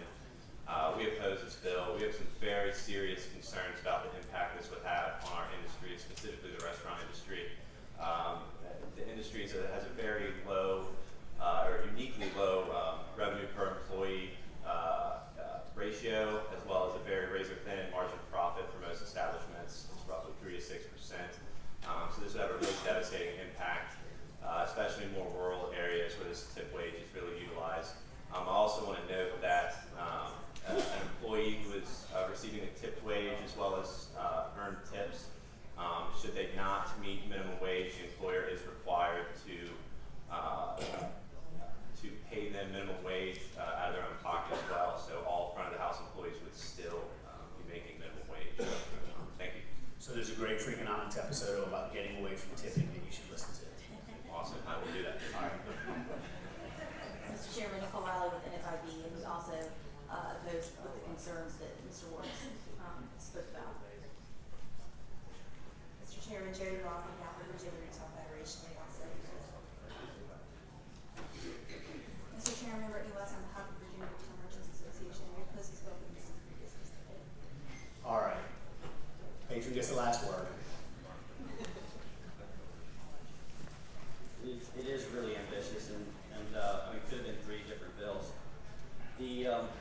So, you know, when you go through the code, that code section, and you see those exemptions in minimum wage, especially those that exclude jobs that are mostly held by minorities historically, I think we've got to address that first and foremost in some way in the future, clean that up.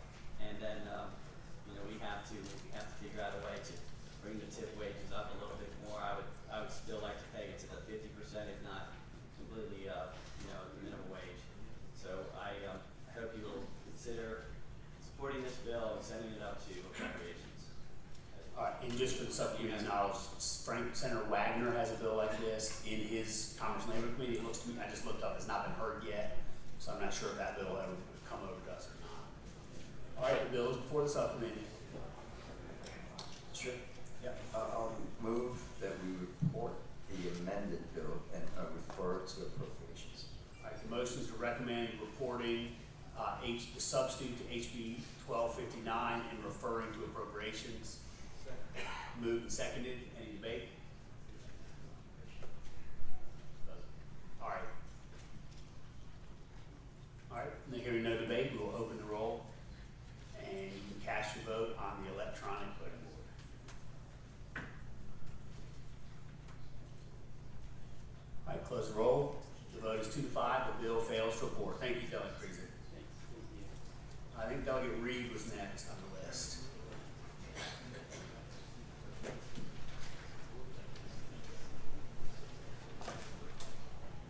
Thank you, Mr. Chairman. First, I will provide you some variety because this is actually not about employee benefits. This is the Greenway bill, right? This is the Greenway bill, yes, sir. And I can also tell you that there's no fiscal impact, so therefore there's no budget amendment. So This is House Bill 352 for the yes, sir, subcommittee. it is. So, of course, myself and some of my other colleagues have already addressed several issues related to tolling in Northern Virginia during the earlier part of the day. So I know that we passed out of Transportation Committee several pieces of legislation that Delegate Hugo had sponsored that of course we're addressing the tolls on inside the Beltway on I-66, and then of course also concerns about the current contract status with the tolling that may be done on outside 66. The purpose behind this bill is that my constituents, before they even get to that point where they're paying $20 or $30 or $40 on those tolls, they're already paying $6.50 coming off of the Greenway, and then another $2.75 going down to the toll road. Now the difference between some of those other roads and this road is that even with dynamic pricing, or as you use the HOV lanes as you go around 495 or south on I-95, those are all distance-based pricing. So those are based upon how far you go. You then pay more or less based upon the distance. In this particular instance, regardless of whether you go one exit or you go all the way to the end, you pay the same $6 or $6.50. In talking to attorneys and experts that are related to this, the road is still considered a utility under Virginia law, and therefore the State Corporation Commission can be given the authority by us to be able to regulate this and actually force the toll road owners to implement distance-based pricing, which would then allow the individuals who only go one exit to pay something less than if they're paying to the far end. This is something that's really important to my constituents, just as it is to many of the other constituents in Northern Virginia, because I've talked to families who are spending $500 a month on tolls, and regardless of where you live or how much money you make, if you're talking about spending $6,000 a year on tolls, it's expensive. It's a lot of money. And so therefore, this is a way that we can actually work to provide relief to some of those families and actually allow them to be able to keep a little bit more money in their pocket. So I would appreciate if the committee would consider this piece of legislation and pass it forward. Let me ask you 2 quick questions. Yes, sir. Is your bill the same as Delegate Bell's bill from last year? Do you know? Yes. Okay. It is effectively the same as... Am I understanding right that you're saying they could take in the same amount of revenue, but it would be, instead of equal per user, it would be apportioned by mile? So people who did the one exit would get a drop, but people who drove further would get an increase in their tolls. They may get an increase, or it may stay the same. I mean, it's going to net out, it should net out the same amount of revenue because you're basing it on their cost. Their cost doesn't change, just how you apportion it is by mile instead of user, right? Yes, sir, you're correct. And of course, there is an assumption that if it is less expensive for people to take 1 or 2 exits, you will actually get more users on those 1 or 2 exits. The other secondary benefit of that is it actually takes people off of the local roads now, which are congested, and actually puts them on to the So green your constituents are using it for a short, want to use it for a short distance, but are paying more. Whose constituents are going to get screwed because they take it the whole way? That would probably be Delegate Rocks. The Rocks. Or Delegate Goditis. Okay, so Goditis, someone get her down here to testify. All right. Appreciate it. But the greatest amount of the population in Loudoun County is in the eastern part of the district anyway, so it's going to affect the most people in the eastern part of the district. Just the farmers out on the other end. And quite honestly, during my campaign, there were some people that I talked to who lived in the western part of Loudoun County, and they said increase the toll road because then it'll have less people coming out here and we'll be able to keep our rural nature. I'm not speaking for those individuals. Okay. We'll let the rock speak for them. All right, anybody here speak in favor of House Bill 352? I'm sure you can have a line of constituents out the door. I could, but I do not. All right, anybody here speak in opposition to the bill? Mr. Chairman, members of the committee, Miles Laurie representing Trip 2, the Dulles Greenway. A couple things just to note, and I know that Delegate Reed mentioned 66, he mentioned some other projects, and many of you are really well aware of this. This is a private toll road, 100% private. No taxpayer money went into construction of the road, going to maintenance of the road. It is a very, very unique asset, and the fact of the matter is it is the only toll road, I believe, in the world that actually pays property taxes. It's one of the largest property taxpayers in Loudoun County. So this is a very, very different animal than the situation on 66 and whatnot. And the fact of the matter is, when this road was constructed, it was constructed under the Highway Corporation Act. No other road will ever be built on that act, under that act. And the fact of the matter is, the agreement that was made, the understanding that was made, was that the Greenway would build it, that the tax structure was confirmed by the SCC, the tolling structure confirmed by the SCC. The fact of the matter is the Greenway has done everything they said they were going to do. They have complied with everything that they said they were going to do. And the fact is that now you are trying to foist a tolling regime on the Greenway that the road was not constructed for. I know that Delegate Reed says you'll have more people on the road and actually probably net out even at the end of the day, or maybe even more. We don't think that's necessarily true, because where you're going to get the more traffic is going to be towards the terminus of the road. There's already a bottleneck right there. If you increase the traffic at the terminus of the road, you're going to degrade the road itself. I think that could cause security problems for the Greenway in terms of their coverage ratios and their covenants. So the request we would have is that you would defeat the bill. Thank you.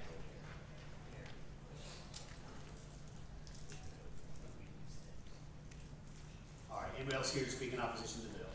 All right, Delegate Reed. Thank you, Mr. Chairman.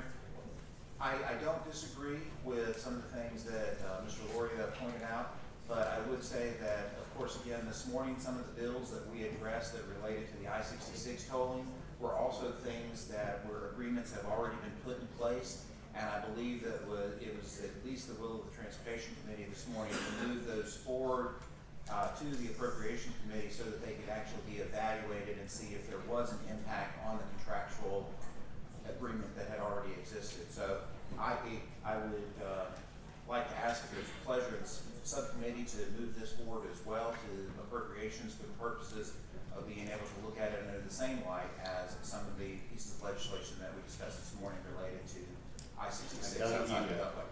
Just a quick comment. I mean, it's an interesting project. I think if you look at the original construction cost, just a couple $1 million, whatever it is, it's been paid for 2 or 3 times because they've taken the money out of the same repeatedly and gone back and basically done this on the back of the taxpayers, ratepayers. I know there's a lot of concern about opening up this contract, and I concur with that. But I would say that at some point we need to, and the company needs to look at this. When you paid for a road, you heated it, and just keep coming back and refinancing this thing to take money out of it. It's an interesting proposition that I'm not sure is fair to the folks in Loudoun. Delegate Bell.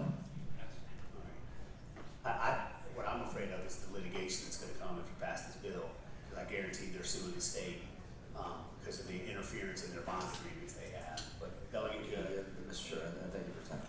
This is a tough issue, and I understand coming from Northern Virginia myself, and I've got other issues with the I-66 as well, but I think for us, many of us are concerned about the rising tolls and the fact that the commuters are really paying a lot more than they ever should for any type of road.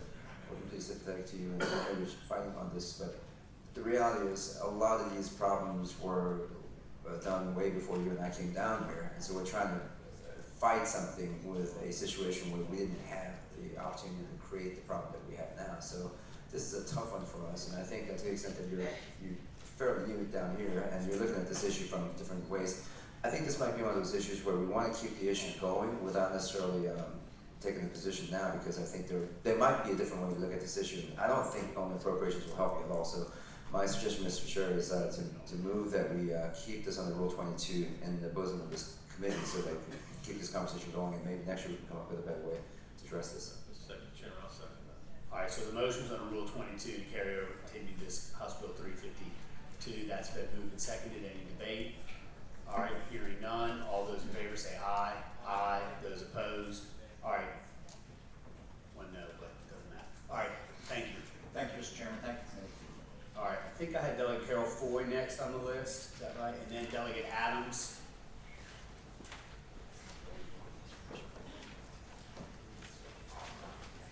Thank you, Mr. Chairman and members of the committee. My bill, House Bill 1569 for scheduling. What this bill does is well, let me start off by saying that I've been asked to present and introduce this bill on behalf of some unions and a supporter. But this bill will help ensure that Virginians working in low-wage jobs are allowed to have notice of when they are working and how many hours they will be working so they can plan accordingly.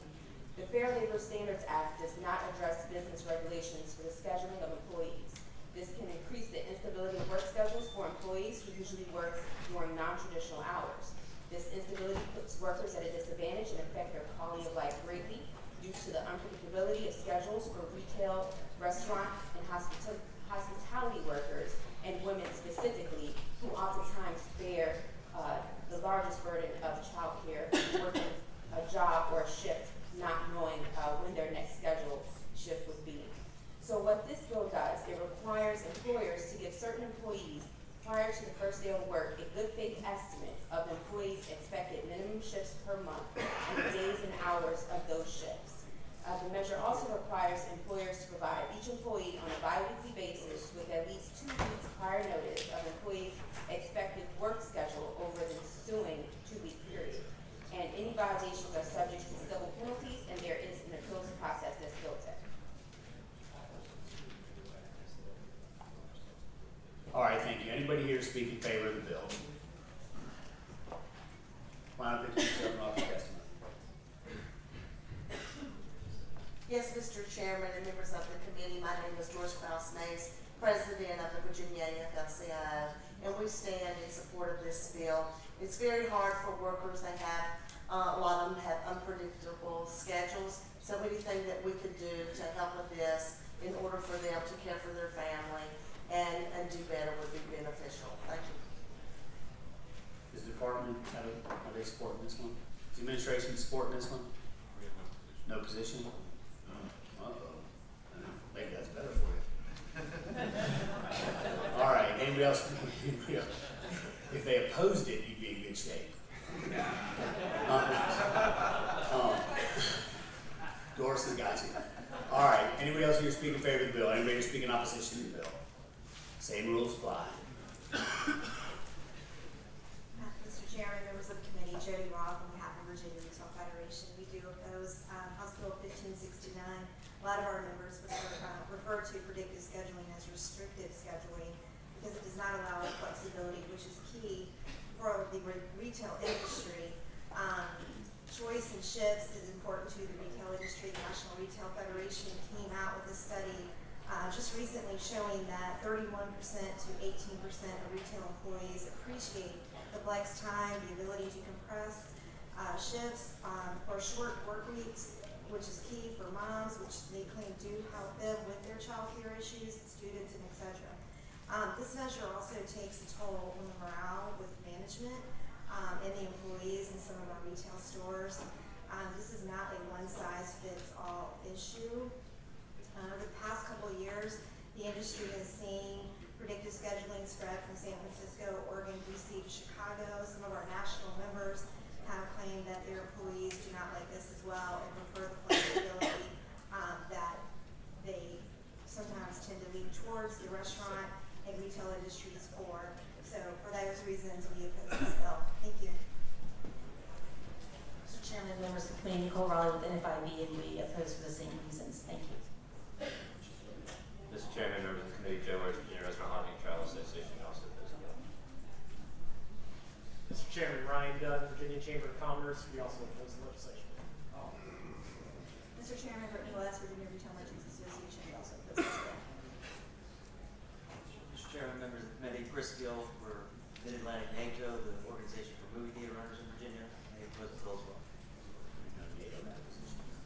All right, you get the last one.